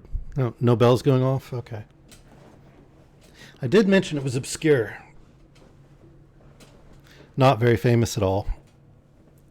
So, let's see how this stacks up to the movie version. Once there lived a tailor by name Mustafa in one of the wealthy cities of China, who was so poor that he could hardly maintain himself and his family, which consisted only of a wife and son. His son, who was called Aladdin, was a good-for-nothing and caused his father much trouble, for he used to go out early in the morning and stay out all day playing in the streets with idle children of his own age. When he was old enough to learn a trade, his father took him into his own shop and taught him how to use his needle, but to no purpose, for as soon as his back turned, Aladdin was gone for that day. Mustafa chastised him, but Aladdin was incorrigible, and his father was so much troubled about it that he became ill and died in a few months. Aladdin, no longer restrained by the fear of his father, gave himself entirely over to his idle habits, and was never out of the streets. This course he followed till he was 15 years old, without giving his mind to any useful pursuit. As he was one day playing in the streets, with his vagabond associates, a stranger passing by stood and watched him closely. The stranger was a sorcerer, known as the African magician, and had been but 2 days in the city.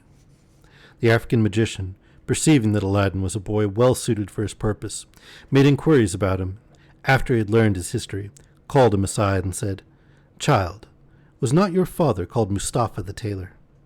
"Yes, sir," answered the boy, "but he has been dead a long time."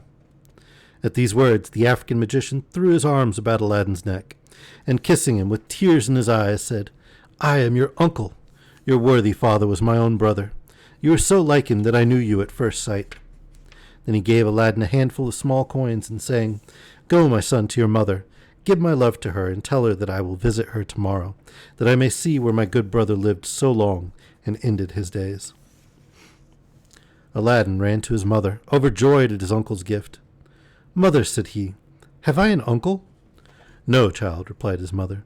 "You have no uncle by your father's side or mine." "I am just now come," said Aladdin, "from a man who says he is my uncle, my father's brother. He cried and kissed me when I told him my father was dead, and gave me some money. Also, he bade me give you his love and say that he will come to see you, that he may be shown the house wherein my father lived and died." "Indeed, child," replied the mother, "your father had a brother, but he has been dead a long time, and I never heard of another."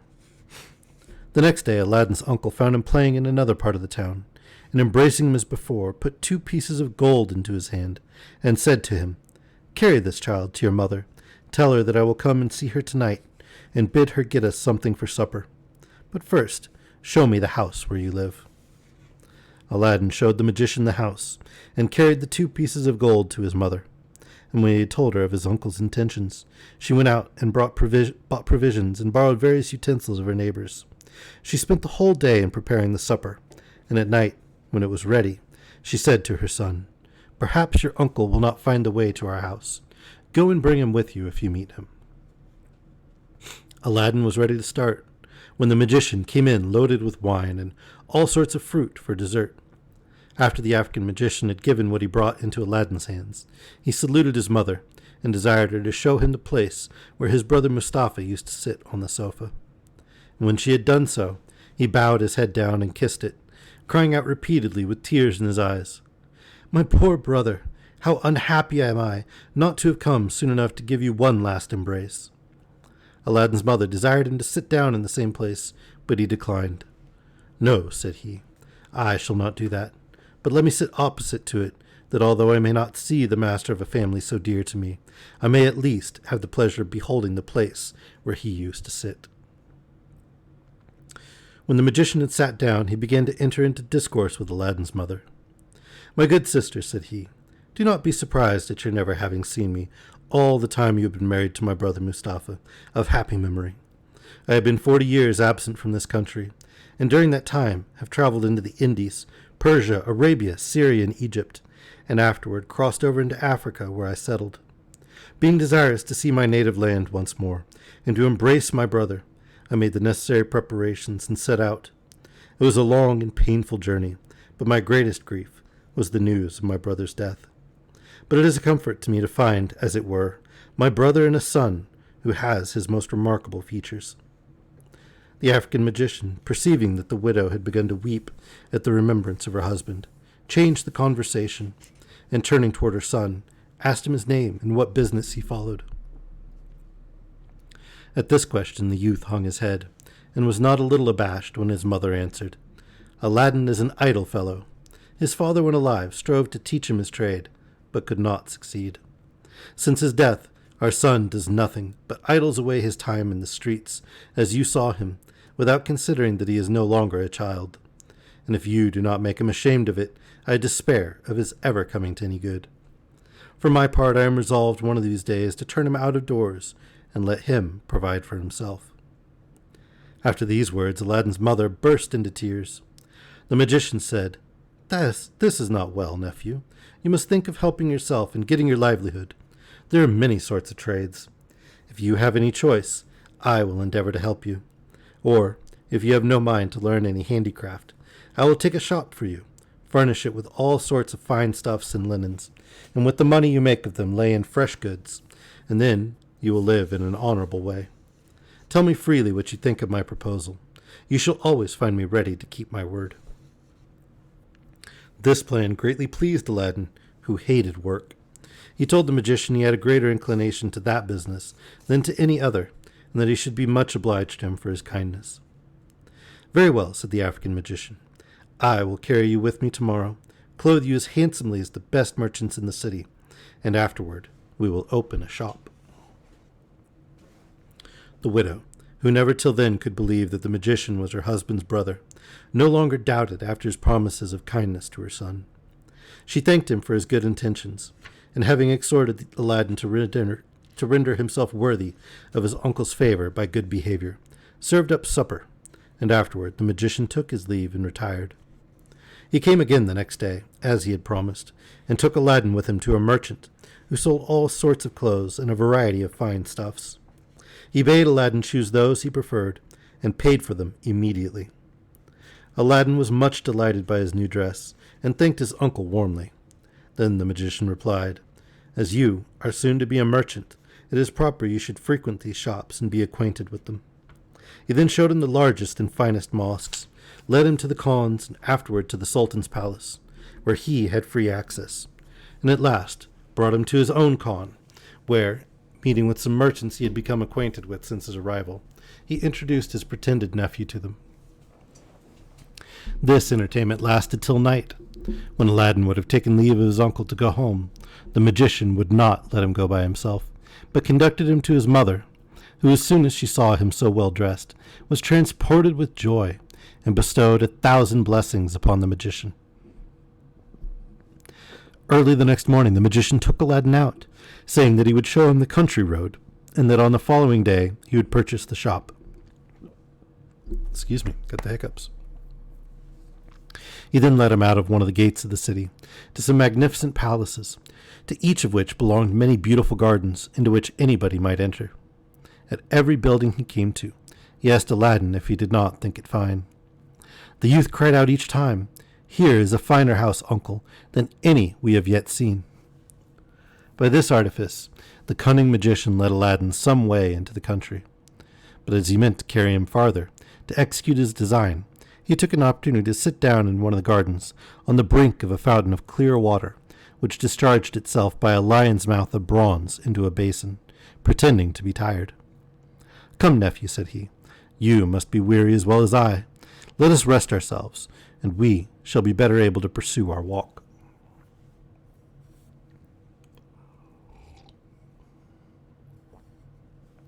The magician then pulled from his girdle a handkerchief with cakes and fruit which he had provided, and laid them on the edge of the basin. While they were partaking of this short repast, the magician spoke gravely to his nephew, urging him to give up his evil companions, and to seek the company of wise men from whose society he would benefit. When he had finished his advice, they resumed their walk through the gardens. The African magician drew Aladdin beyond the gardens, and crossed the level country till they reached the mountains. At last, they arrived at a place where 2 mountains of moderate height and equal size were divided to form a narrow valley, which was the place where the magician intended to execute the design that had brought him from Africa to China. "We will go no farther now," said he. "I will show you here some extraordinary things, which you will soon thank me to have seen. But while I strike a light, gather up all the loose dry sticks you can find to kindle a fire." Aladdin collected a great heap. The magician set them on fire, and when they were in a blaze, threw in some incense and pronounced several magic words which Aladdin did not understand. At the same time, the earth began to tremble and opened just before the magician, uncovering a stone with a brass ring fixed in the middle. Aladdin was so frightened that he would have run away, but the magician caught hold of him and gave him such a box on the ear that he knocked him down. Aladdin got up trembling, and with tears in his eyes said, "What have I done, uncle, to be treated in this severe manner?" "I supply the place of your father," replied the magician, "and you ought to make no reply. But, child," added he, softening, "do not be afraid, for I shall not ask anything of you but that you obey me punctually, if you would reap the advantages which I intend you. Know, then, that under this stone there is hidden a treasure, destined to be yours, and which will make you richer than the greatest monarch in the world. No person but yourself is permitted to lift this stone or enter the cave. Therefore, you must punctually execute what I may command, for it is a matter of great consequence both to you and to me." Aladdin, amazed at all he saw and heard, forgot what was past, and rising, said, "Well, uncle, what is there to be done? Command me. I am ready to obey." "I am overjoyed, child," said the magician, embracing him. "Take hold of the ring and lift up that stone." "Indeed, uncle," replied Aladdin, "I am not strong enough. You must help me." "Then we shall be able to do nothing," replied the magician. "Take hold of the ring, pronounce the names of your father and grandfather, then lift it up, and you will find it come easily." Aladdin did as the magician bade him, raised the stone with ease, and laid it on one side. When the stone was pulled up, there appeared a little door and steps leading down. "Descend into the cave," said the magician, "and you will find 3 great halls, in each of which you will see 4 large brass cisterns placed on each side, full of gold and silver. But take care you do not meddle with them. Before you enter the first hall, be sure to tuck up your robe, wrap it around about you, and then pass through the second into the third without stopping. Above all things, have a care that you do not touch the walls, even so much as with your clothes, for if you do, you will die instantly. At the end of the third hall, You will find a door which opens into a garden planted with fine trees loaded with fruit. Walk across the garden to 5 steps that will bring you upon a terrace, where you will see a lighted lamp in a niche before you. Take the lamp down and extinguish it. When you have thrown away the wick and poured out the liquor, put it in your girdle and bring it to me. Do not be afraid that the liquor will spoil your clothes, for it is not oil, and the lamp will be dry as soon as the liquid is thrown out." After these words, the magician drew a ring off of his finger and put it on one of Aladdin's, telling him that it was a talisman. Then he added, "Go down boldly, and we shall both be rich for all our lives." Aladdin descended and found the 3 halls just as the African magician had described. He went through them with all the precaution the fear of death could inspire, crossed the garden without stopping, took down the lamp from the niche, emptied it, and put it in his girdle. As he came down from the terrace, he stopped in the garden to observe the trees, which were loaded with extraordinary fruit of different colors on each tree. Some bore fruit entirely white, and some clear and transparent as crystal, some pale red, and others deeper, some green, blue, and purple, and others yellow. In short, there was fruit of all colors. The white were pearls, the clear and transparent diamonds, the deep red rubies, the paler balas rubies, the green emeralds, the blue turquoises, the purple amethysts, and the yellow sapphires. Aladdin was ignorant of their worth, and would have preferred figs and grapes, or any other fruits.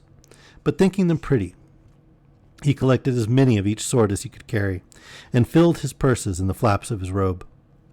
Aladdin, having thus loaded himself with riches he knew not the value of, returned through the 3 halls with the same precaution, and soon arrived at the mouth of the cave, where the magician awaited him with the utmost impatience.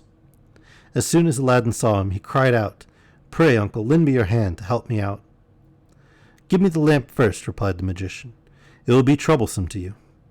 "Indeed, uncle," answered Aladdin, "I cannot now, but I will as soon as I am up." The African magician was resolved to have the lamp before he would help him up, and Aladdin, who had encumbered himself so much with his fruit that he could not well get at it, refused to give it to him till he was out of the cave. The magician, provoked by this obstinate refusal, flew into a passion, threw a little of his incense into the fire, and pronounced 2 magical words. Immediately the stone moved into its place, with the earth over it in the same manner as it lay upon the arrival of the magician and Aladdin. This action plainly showed that the magician was not the boy's uncle, but some adventurer who sought to possess the lamp, of which he had read in the magic book. And moreover, it was but recently that he had learned where the wonderful lamp was concealed. He had also discovered that he must receive the lamp from another's hand, so he chanced to select Aladdin, whose life he reckoned as naught.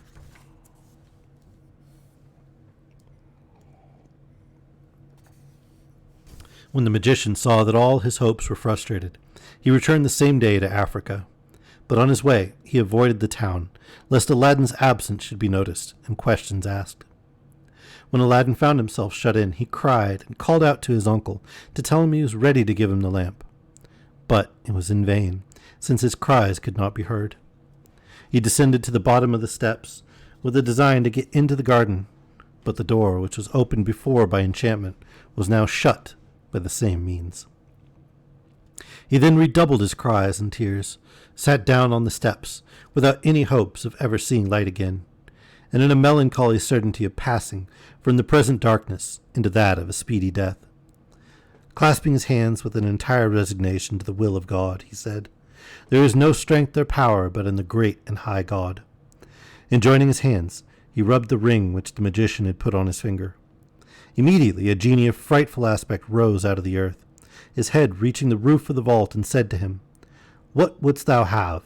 I am ready to obey thee as thy slave, and the slave of all who may possess the ring on thy finger. I and the other slaves of that ring." At another time, Aladdin would have been so frightened at the sight of so extraordinary a figure that he would not have been able to speak. But the danger he was in made him answer without hesitation, "Deliver me from this place." He had no sooner spoken these words than he found himself on the very spot where the magician had caused the earth to open. Aladdin was greatly astonished. Returning thanks to God to find himself once more in the world, he made the best of his way home.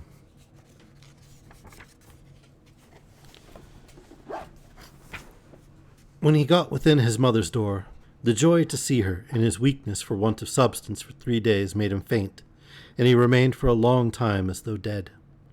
As soon as he recovered, he related to his mother all that had happened, and she was very bitter in her denunciation of the magician. Aladdin then retired to rest, and slept till late the next morning. The first thing he said to his mother was that he wanted something to eat. "Alas, child," said she, "I have not a bit of bread to give you, but I have a little cotton which I have spun. I will go and sell it, buy bread and something for our dinner." "Mother," replied Aladdin, "keep your cotton for another time, and give me the lamp I brought home with me yesterday. I will go and sell it, and the money I shall get for it will serve both for breakfast and dinner, and perhaps supper too." Aladdin's mother took the lamp and said to her son, "Here it is, but it is very dirty. If it were a little cleaner, I believe it would bring something more." She took some fine sand and water to clean it, but no sooner begun to rub it than in an instant a hideous genie of gigantic size appeared before her, and said in a voice like thunder, "What wouldst thou have? I am ready to obey thee as thy slave, and the slave of all those who have had that lamp in their hands. I, and the other slaves at the lamp." Aladdin's mother, terrified at the sight of the genie, fainted. Aladdin, who had seen such a phantom in the cavern, snatched the lamp out of his mother's hand, and said to the genie boldly, "I am hungry. Bring me something to eat." The genie disappeared immediately, and in an instant returned with a large silver tray, holding 12 covered dishes of the same metal, which contained the most delicious viands, 6 large white bread cakes on 2 plates, 2 flagons of wine, and 2 silver cups. All these he placed upon a carpet and disappeared. This was done before Aladdin's mother recovered from her swoon. Aladdin fetched some water and sprinkled in her face to restore her, and it was not long before she came to herself. "Mother," said Aladdin, "do not be alarmed. Here is what will put you in heart, and at the same time satisfy my extreme hunger." His mother was much surprised to see the repast spread before her. "Child," said she, "to whom are we obliged for this great plenty and liberality? Has the Sultan been made acquainted with our poverty, and had compassion on us?" "It is no matter, mother," said Aladdin. "Let us sit down and eat, for you have as much need of a good breakfast as myself. When we have done, I will tell you." Accordingly, both mother and son sat down, and ate with better relish as the table was so well furnished. But all the time Aladdin's mother could not forbear looking at and admiring the tray and dishes, though she could not judge whether they were silver or any other metal, and the novelty more than the value attracted her attention. When Aladdin's mother had taken away and set by what was left, she went and sat down by her son on the sofa, saying, "I expect now that you should satisfy my impatience, and tell me exactly what passed between the genie and you while I was in a swoon." Aladdin readily complied with his mother's request. She was in as great amazement at what her son told her as at the appearance of the genie, and said to him, "But, son, what have we to do with genie? How came that vile genie to address himself to me, and not to you, to whom he had appeared before in the cave?" "Mother," answered Aladdin, "the genie you saw is not the one who appeared to me, though he resembles him in size. No, they had quite different persons and habits. They belonged to different masters. If you remember, he that I first saw called himself the slave of the ring on my finger, and this one you saw called himself the slave of the lamp you had in your hand. But I believe you did not hear him, for I think you fainted as soon as he began to speak."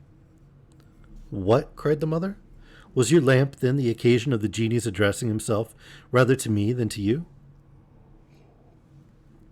"Ah, my son, take it out of my sight, and put it where you please.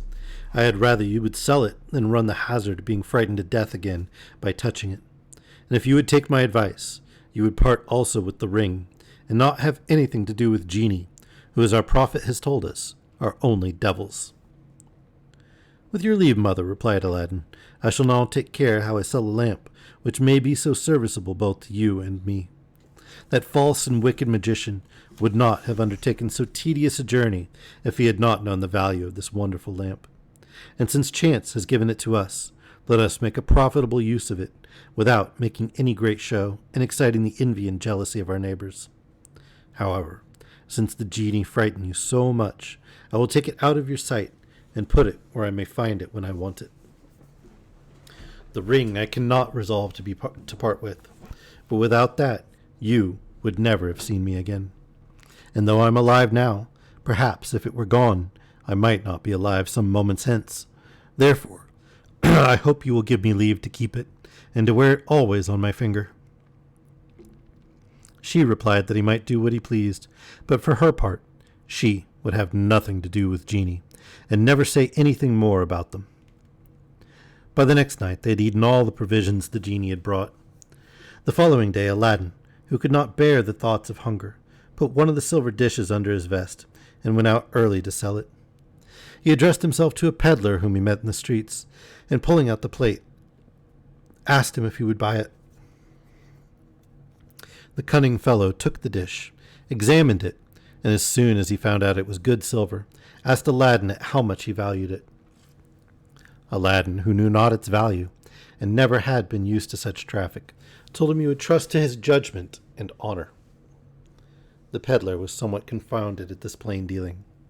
Doubting whether Aladdin understood the material, or the full value of what he offered to sell, he took a piece of gold out of his purse and gave it to him, although it was but a 60th part of the worth of the plate.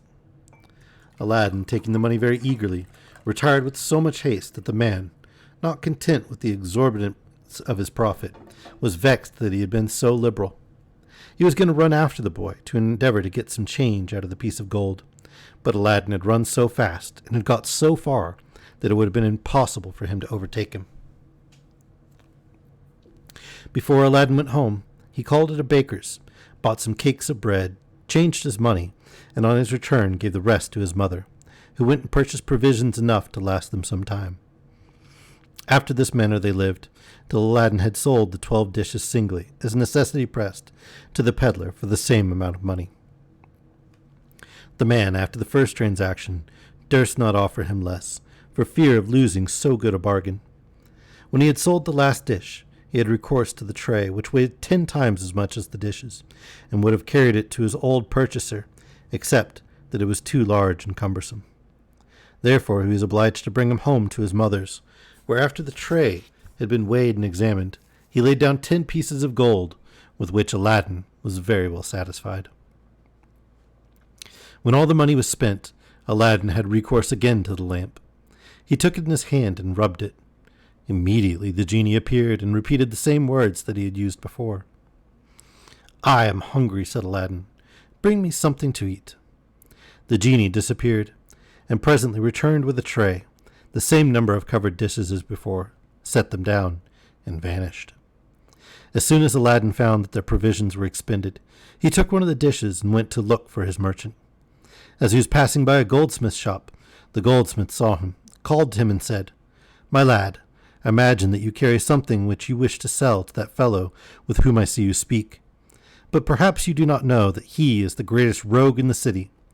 I will give you the full worth of it, or I will direct you to other merchants who will not cheat you." The hopes of getting more money for his plate induced Aladdin to pull it from under his vest and show it to the goldsmith, who at first sight, seeing that it was made of the finest silver, asked him if he had sold such as that to the peddler. When Aladdin told him that he had sold him 12 such for a piece of gold each, the goldsmith cried, "What a villain!" Then he added, "My son, what is past cannot be recalled.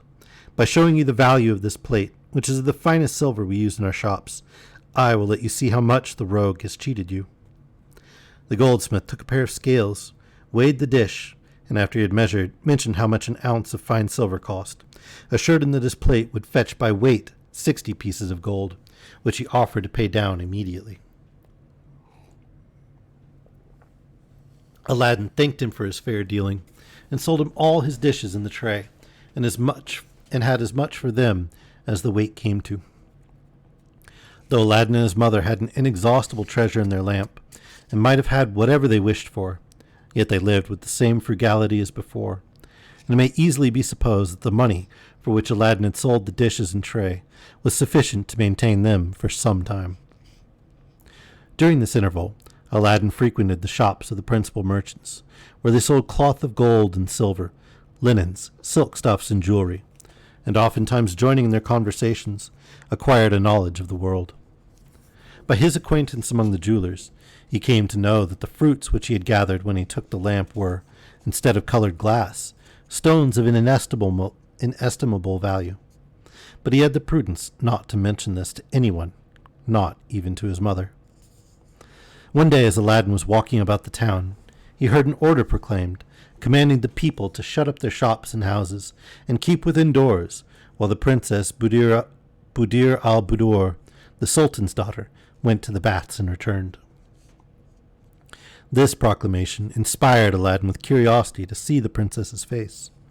To achieve this, he placed himself behind the door of the bath, which was so situated that he could not fail of seeing her face. Aladdin had not waited long before the princess came. She was attended by a great crowd of ladies and slaves, who walked on each side and behind her. When she came within 3 or 4 paces of the door of the baths, she took off her veil and gave Aladdin an opportunity of a full view. The princess was the most beautiful brunette in the world. Her eyes were large and sparkling, her looks sweet and modest, her nose faultless, her mouth small, her lips vermilion, and her figure perfect. It is not, therefore, surprising that Aladdin was dazzled and enchanted. After the princess had passed by and entered the baths, Aladdin left his hiding place and went home. His mother perceived that he was much more thoughtful and melancholy than usual, and asked what had happened to make him so, or if he was ill. For some time he remained silent, but at length he told her all, saying in conclusion, "I love the princess, and I am resolved to ask her in marriage of the Sultan." Aladdin's mother listened with surprise to what her son told her, but when he talked of asking the princess in marriage, she said, "Child, what are you thinking of? You must be mad to talk thus." "I assure you, mother," replied Aladdin, "that I am in my right senses. I foresaw that you would reproach me with folly and extravagance. But I must tell you once more, I am resolved to demand the princess of the Sultan in marriage, and your remonstrances shall not prevent me. As for a present worthy of the Sultan's acceptance, those pieces of glass which I brought with me from the subterranean storehouse are in reality jewels of an inestimable value, and fit for the greatest monarchs. I know the worth of them by frequenting the shops, and you may take my word that none of the jewelers have stones to be compared with those we have, either for size or beauty, and yet they value theirs at an excessive price. So I am persuaded that they will be received very favorably by the Sultan. You have a large porcelain dish fit to hold them. Fetch it, and let us see how they will look when we have arranged them according to their different colors." Aladdin's mother brought the china dish, and he took the jewels out of the two purses in which he had kept them, placing them in order according to his fancy. But the brightness and luster they emitted in the daytime, and the variety of their colors, so dazzled their eyes that they were astonished beyond measure. The sight of all these precious stones, of which she knew not the value, only partially removed the mother's anxiety. But fearing that Aladdin might do something rash, she promised to go to the palace the next morning. Aladdin rose before daybreak, awakened his mother, pressing her to get herself dressed to go to the Sultan's palace, and to get admittance, if possible, before the Grand Vizier and the great officers of state went in to take their seats in the divan, where the Sultan held his daily court. Aladdin's mother took the china dish, in which they had put the jewels the day before, wrapped in 2 napkins, and set forward for the Sultan's palace. When she came to the gates, the Grand Vizier and the most distinguished lords of the court had just gone in. But notwithstanding the crowd of people, she was able to get into the divan, a spacious hall, the entrance into which was very magnificent. She placed herself just before the Sultan, Grand Vizier, and the great lords, who sat in council on his right and left hands. Several cases were called, according to their order, pleaded and adjudged, until the time came when the divan usually broke up. The Sultan then arose and returned to his apartment, attended by the Grand Vizier. Aladdin's mother, seeing the Sultan retire and all the people depart, judged rightly that he would not sit again that day, and resolved to go home. Aladdin was greatly disappointed when he heard of her failure, but she soothed him by saying, "I will go again tomorrow. Perhaps the Sultan may not be so busy, and will hear me." The next morning she repaired to the Sultan's palace with the present, as early as the day before, but when she came there, she found the gates of the divan shut, and understood that the council sat but every other day. Therefore she must come again the next. She went 6 times afterward on the days appointed, placed herself always directly before the Sultan, but with as little success as the first morning. On the 6th day, however, when the divan was broken up, and the Sultan had returned to his own apartment, he said to his Grand Vizier, "I have for some time observed a certain woman who attends constantly every day that I give audience, with something wrapped up in a napkin. She always stands up from the beginning to the breaking up of the audience, and affects to place herself just before me. If she comes to our next audience, do not fail to call her, that I may hear what she has to say." The Grand Vizier made answer by lowering his hand, then lifting it up above his head, signifying willingness to lose it if he failed. The next audience day, Aladdin's mother went to the divan and placed herself in front of the Sultan as usual. The Grand Vizier immediately called the chief of the mace-bearers, and pointing to her, bade him tell her to come before the Sultan. The widow promptly followed him, and when she reached the throne, she bowed her head to the ground, and waited for the Sultan's command to rise. The Sultan immediately said to her, "Good woman, I have observed you to stand a long time, from the beginning to the rising of the divan. What business brings you here?" After these words, Aladdin's mother prostrated herself a second time and said, "Monarch of monarchs, I beg of you to pardon the boldness of my request, and to assure me first of your pardon and forgiveness." "Well," said the Sultan, "I will forgive you, be it what it may, and no hurt shall come to you. Speak boldly." When Aladdin's mother had taken all these precautions, she told him faithfully the errand on which she had come, and made many apologies and explanations in extenuation of her son's love for the princess. The Sultan hearkened to this discourse without showing the least anger, but before he gave her any answer, he asked her what she had brought tied up in the napkin. She took the china dish which she had set down at the foot of the throne, untied it, and presented it to the Sultan. The Sultan's amazement and surprise were inexpressible when he saw so many large, beautiful, and valuable jewels collected in the dish. He remained for some time motionless with admiration. Then he received the present from Aladdin's mother's hand, crying out in a transport of joy, "How rich! How beautiful!" After he had admired and handled all the jewels, one after another, he turned to his Grand Vizier, and showing him the dish, said, "Behold, admire, wonder, and confess that your eyes never beheld jewels so rich and beautiful before." The Vizier was charmed. "Well," continued the Sultan, "what sayest thou to such a present? Is it not worthy of the princess my daughter? And ought I not to bestow her on the one who values her at so great a price?" "I cannot but own," replied the Grand Vizier, "that the present is worthy of the princess. But I beg of your majesty to grant me 3 months before you come to a final resolution. I hope, before that time, my son, whom you have regarded favorably, will be able to make a nobler present than Aladdin, who is an entire stranger to your majesty." The Sultan readily granted this request, and said to the widow, "Good woman, go home, and tell your son that I cannot agree to the proposal you have made me, or that I agree to the proposal you have made me, but I cannot marry the princess my daughter for the next 3 months. At the expiration of that time, come again." Aladdin's mother returned home much more gratified than she had expected, since she had met with a favorable answer, and told her son that she was to attend at the court in 3 months to hear the Sultan's decision. Aladdin thought himself the most happy of men at hearing this news, and thanked his mother for the pains she had taken in the affair, the good success of which was of so great importance to his peace. When 2 of the 3 months had passed, his mother one evening went into the town and found the shops dressed with foliage, silks, and carpeting, and everyone rejoicing. The streets were crowded with officers in habits of ceremony, mounted on horses richly caparisoned, each attended by a great many footmen. Aladdin's mother asked what was the meaning of all this preparation of public festivity. "Whence came you, good woman," said one, "that you don't know that the Grand Vizier's son is to marry the Princess Buddir al-Budoor, the Sultan's daughter, tonight? She will presently return from the baths, and these officers whom you see are to assist at the cavalcade to the palace, where the ceremony is to be solemnized." The widow hastened home to inform Aladdin. "Child," cried she, "you are undone. The Sultan's fine promises will come to nothing. This night the Grand Vizier's son is to marry the princess." At this account Aladdin was thunderstruck, but with a sudden hope he bethought himself of the lamp, vowing to stop the marriage. He therefore went to his chamber, took the lamp and rubbed it. Immediately the genie appeared and said to him, "What wouldst thou have?"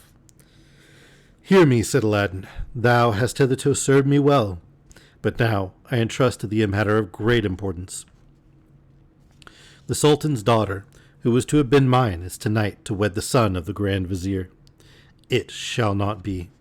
Bring them both to me ere the marriage takes place." "Master," replied the genie, "I will obey you." Aladdin supped with his mother as usual. Then he retired to his own chambers again, and waited for the genie to execute his orders. At the Sultan's palace, the greatest rejoicings prevailed at the wedding festivities, which were kept up until midnight. The bride and bridegroom retired to their apartments. They had scarcely entered the room when the genie seized them and bore them straight to Aladdin's chamber, much to the terror of both, as they could not see by what means they were transported. "Remove the bridegroom," said Aladdin, "and keep him in close custody until dawn tomorrow, when you shall return with him." Aladdin then tried to soothe the princess's fears by explaining how ill he had been treated, but he did not succeed over well, as the princess knew nothing of the matter. I mean, you get kidnapped by some mystical force, dumped in some dude's bedroom that's kind of sketchy, and then he says, "Oh, no, I bought you from your dad for some jewels. Really, you were supposed to be mine, so forget this guy you thought you were marrying today." Can't imagine why she didn't take it well. At dawn, the genie appeared with the vizier's son, who had been kept in a house all night near at hand, merely by being breathed upon by the genie. He was left motionless and entranced at the chamber door. At a word from Aladdin, the slave of the lamp took the couple and bore them back to the palace. The genie had only just deposited them in safety when the Sultan tapped at the door to wish them good morning. The Grand Vizier's son, who had almost perished with cold by standing in his thin undergarment all night, no sooner heard the knocking at the door than he ran into the robing chamber, where he had undressed himself the night before. The Sultan, having opened the door, went to the bedside, kissed the princess on the forehead, but was extremely surprised to see her so melancholy. She only cast at him a sorrowful look, expressive of great affliction. He suspected that there was something extraordinary in this silence, and thereupon went immediately to the Sultana's apartment, and told her in what estate he had found the princess, and how she had received him. "Sire," said the Sultana, "I will go and see her. She will not receive me in the same manner." The princess was quite as reserved when her mother came, but when the Sultana pressed her to speak, she said, with a deep sigh and many tears, "I am very unhappy. Hey, Random, I'm glad you made it." She then narrated all that had taken place. "Daughter," replied the Sultana, "you must keep all this to yourself, for no one would believe that you were the sane if you told this strange tale." The Sultana then questioned the vizier's son, but he, being proud of the alliance he had made, denied everything, and so the celebrations of the marriage went forward that day with equal splendor. That night Aladdin again summoned the genie, and had the princess and the vizier's son brought to him as before. And on the following morning they were conveyed back to the palace, just in time to receive the visit of the Sultan. The princess answered his inquiries with tears, and at last told him everything that had happened. The Sultan consulted with the Grand Vizier, and learning that his son had suffered even worse than the princess, he ordered the marriage to be cancelled, and all the festivities, which should have lasted for several days more, were stopped throughout the kingdom. The sudden stopping of the wedding celebrations gave rise to much gossip, but nothing could be discovered. This sudden and unexpected change gave rise in both the city and kingdom to various speculations and inquiries, but no other account could be given of it, except that both the vizier and his son went out of the palace very much dejected. Nobody but Aladdin knew the secret, and he kept it most cunningly to himself, so that neither the Sultan nor the Grand Vizier, who had forgotten Aladdin and his request, had the slightest suspicion that he was the cause of all the trouble. 3 months had now elapsed since the Sultan had made his promise to Aladdin's mother, and so she again repaired to the palace to hear his decision. The Sultan at once recognized her, and bade the Grand Vizier bring her to him. "Sire," said the widow, bowing to the ground before him, "I have come, as you directed, at the end of the 3 months, to plead for my son." The Sultan, when he had fixed the time to answer the request of this good woman, little thought of hearing any more of a marriage, but he was loath to break his word. Therefore he consulted his vizier, who advised that such conditions should be imposed that no one in Aladdin's position could fulfill them. This suggestion seemed wise, so the Sultan said, "Good woman, it is true sultans ought to abide by their word, and I am ready to keep mine by making your son happy in marriage with my daughter. But as I cannot marry her without some further valuable consideration from your son, you may tell him I will fulfill my promise as soon as she shall send me 40 trays of massive gold, full of the same sort of jewels you have already presented me, and carried by the like number of slaves, who shall be led by as many young and handsome slaves, all dressed magnificently. On these conditions I am ready to bestow the princess upon him. Go and tell him so, and I will wait till you bring me his answer." Aladdin's mother prostrated herself a second time before the throne and retired. On her way home, she laughed within herself at her son's foolish imagination. "Where," said she, "can he get all that the Sultan demands?" When she came home, she told her son the message she had been commanded to deliver, adding, "The Sultan expects your answer immediately, but," continued she, laughing, "I believe he may wait long enough." "Not so long, mother, as you imagine," replied Aladdin. "I am very well pleased. His demand is but a trifle to what I could have done for her. I will at once provide these things." Aladdin promptly withdrew and summoned the genie, to whom he made known his wants. The genie told him his command should be immediately obeyed, and disappeared.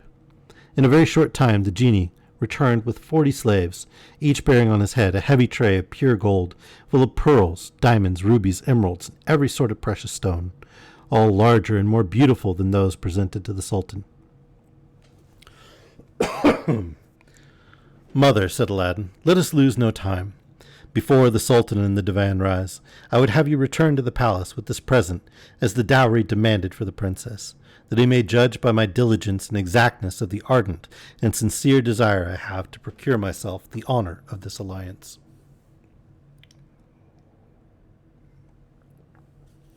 So magnificent was this procession that as it passed through the streets, crowds of people came out to look and wonder. The splendor of the dress of the slaves, which glistened with precious stones, made the people think that there were so many kings or princes. They walked sedately, Aladdin's mother at their head, toward the palace, and were all so much alike that the spectators marveled. As the Sultan, who had been informed of their approach, had given orders for them to be admitted, they met with no obstacle, but went into the divan in regular order, one part filing to the right and the other to the left. After they had all entered, and had formed a semicircle before the Sultan's throne, the slaves laid the golden trays on the carpet, prostrated themselves, touching the carpet with their foreheads, and at the same time the other slaves did the same. When they arose, the slaves uncovered the trays, and then all stood with their arms crossed over their breasts. In the meantime, Aladdin's mother advanced to the foot of the throne, and having paid her respects, said to the Sultan, "Sire, my son feels this present is much below the Princess Buddir al-Buddoor's worth, but hopes nevertheless that your majesty will accept of it, and make it agreeable to the princess, and with the greater confidence since he has endeavored to conform to the conditions you were pleased to impose." The Sultan hesitated no longer. He was overjoyed at the sight of Aladdin's rich present. "Go," said he, "and tell your son that I wait with open arms to embrace him, and the more haste he makes to come and receive the princess, my daughter, from my hands, the greater pleasure he will do me." As soon as the tailor's widow had retired, the Sultan put an end to the audience, and rising from his throne, ordered that the princess's servant should come and carry the trays into their mistress's apartment, whither he went himself to examine them with her at his leisure. The 80 slaves were conducted into the palace, and the Sultan, telling the princess of their magnificent appearance, ordered them to be brought before her apartment, that she might see through the lattices he had not exaggerated in his account of them. In the meantime, Aladdin's mother got home, and showed in her air and countenance the good news that she brought her son. "My son," said she to him, "rejoice, for you have arrived at the height of your desires. The Sultan has declared that you are worthy to possess the Princess Buddir and waits with impatience to embrace you and conclude your marriage." Aladdin, enraptured with this news, retired to his chamber and summoned the slave of the lamp as usual. "Genie," said he, "I want to bathe immediately, and you must afterward provide me the richest and most magnificent habit ever worn by a monarch." No sooner were the words out of his mouth than the genie rendered him, as well as himself, invisible, and transported him into a saloon of the finest marble of all sorts of colors, where he bathed in scented water. And when he returned into the hall, he found, instead of his own, a suit, the magnificence of which astonished him. The genie helped him to dress, and when he had done, transported him back to his own chamber, where he asked him if he had any other commands. "Yes," answered Aladdin. "Bring me a charger that surpasses in beauty and goodness the best in the Sultan's stables, with the saddle, bridle, and other caparisons worth a king's ransom. I want also 20 slaves, as richly clothed as those who carried the present to the Sultan, to walk by my side and follow me, and 20 more to go before me in 2 ranks. Besides these, bring my mother 6 women slaves to attend her, as richly dressed as any of the Princess Buddir's, each carrying a complete dress fit for any sultana. I also want 10,000 pieces of gold in 10 purses. Go, and make haste." As soon as Aladdin had given these orders, the genie disappeared, but presently returned with the horse, the 40 slaves, 10 of whom carried each a purse containing 10,000 pieces of gold, and 6 women slaves, each carrying on her head a different dress for Aladdin's mother, wrapped up in a piece of silver tissue, and presented them all to Aladdin. Aladdin took 4 of the purses, which he presented to his mother, together with the 6 women slaves who carried the dresses, telling her to spend the money as she wished. The other 6 he left with the slaves, and bade them cast handfuls among the people as they walked. And after this, when all was ready, he set out for the palace, mounted upon the charger, 3 of the purse-bearers walking on his right, and 3 on his left. Although Aladdin never was on horseback before, he appeared with such extraordinary grace that the most experienced horseman would not have taken him for a novice. The streets through which he was to pass were filled with an innumerable concourse of people, who made the air echo with their acclamations, especially every time the 6 slaves who carried the purses threw handfuls of gold among the populace. The Sultan, much surprised by the magnificence of Aladdin's dress and the splendor of his cortege, received him with joy, and did everything in his power to honor him. After they had feasted, the marriage contract was drawn up and duly signed, and the Sultan was anxious that the nuptials should be completed at once. But Aladdin said, "Sire, I beg of you to grant me sufficient land near your palace, on which I may build a home worthy of the princess, before our wedding takes place. You may judge of my eagerness to claim the princess by the expedition with which the castle shall be erected." Okay, and we're going to stop there, because we got a fair bit of the story left.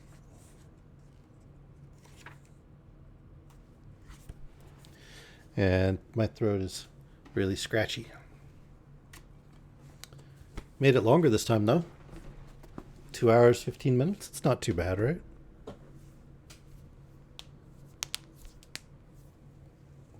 I hope you enjoyed them. Oh.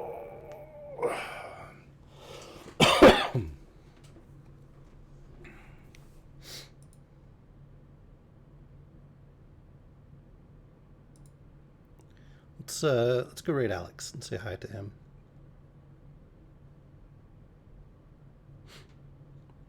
Yeah, he really did.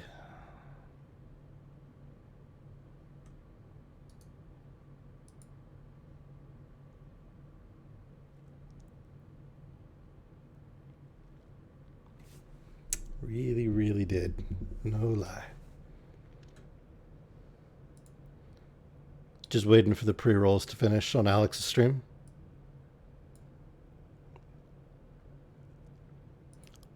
I am really glad you enjoyed them though, guys.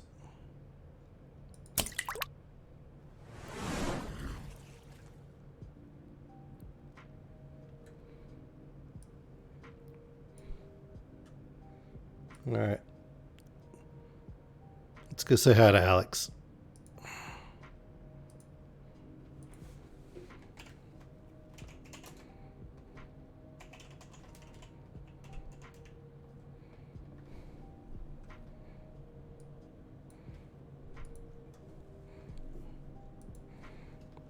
Don't mind me, I can type. I promise.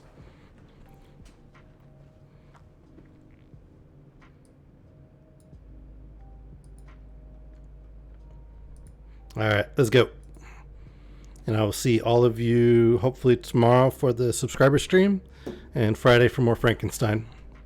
But have an excellent day, night, morning, whatever it is, wherever you are.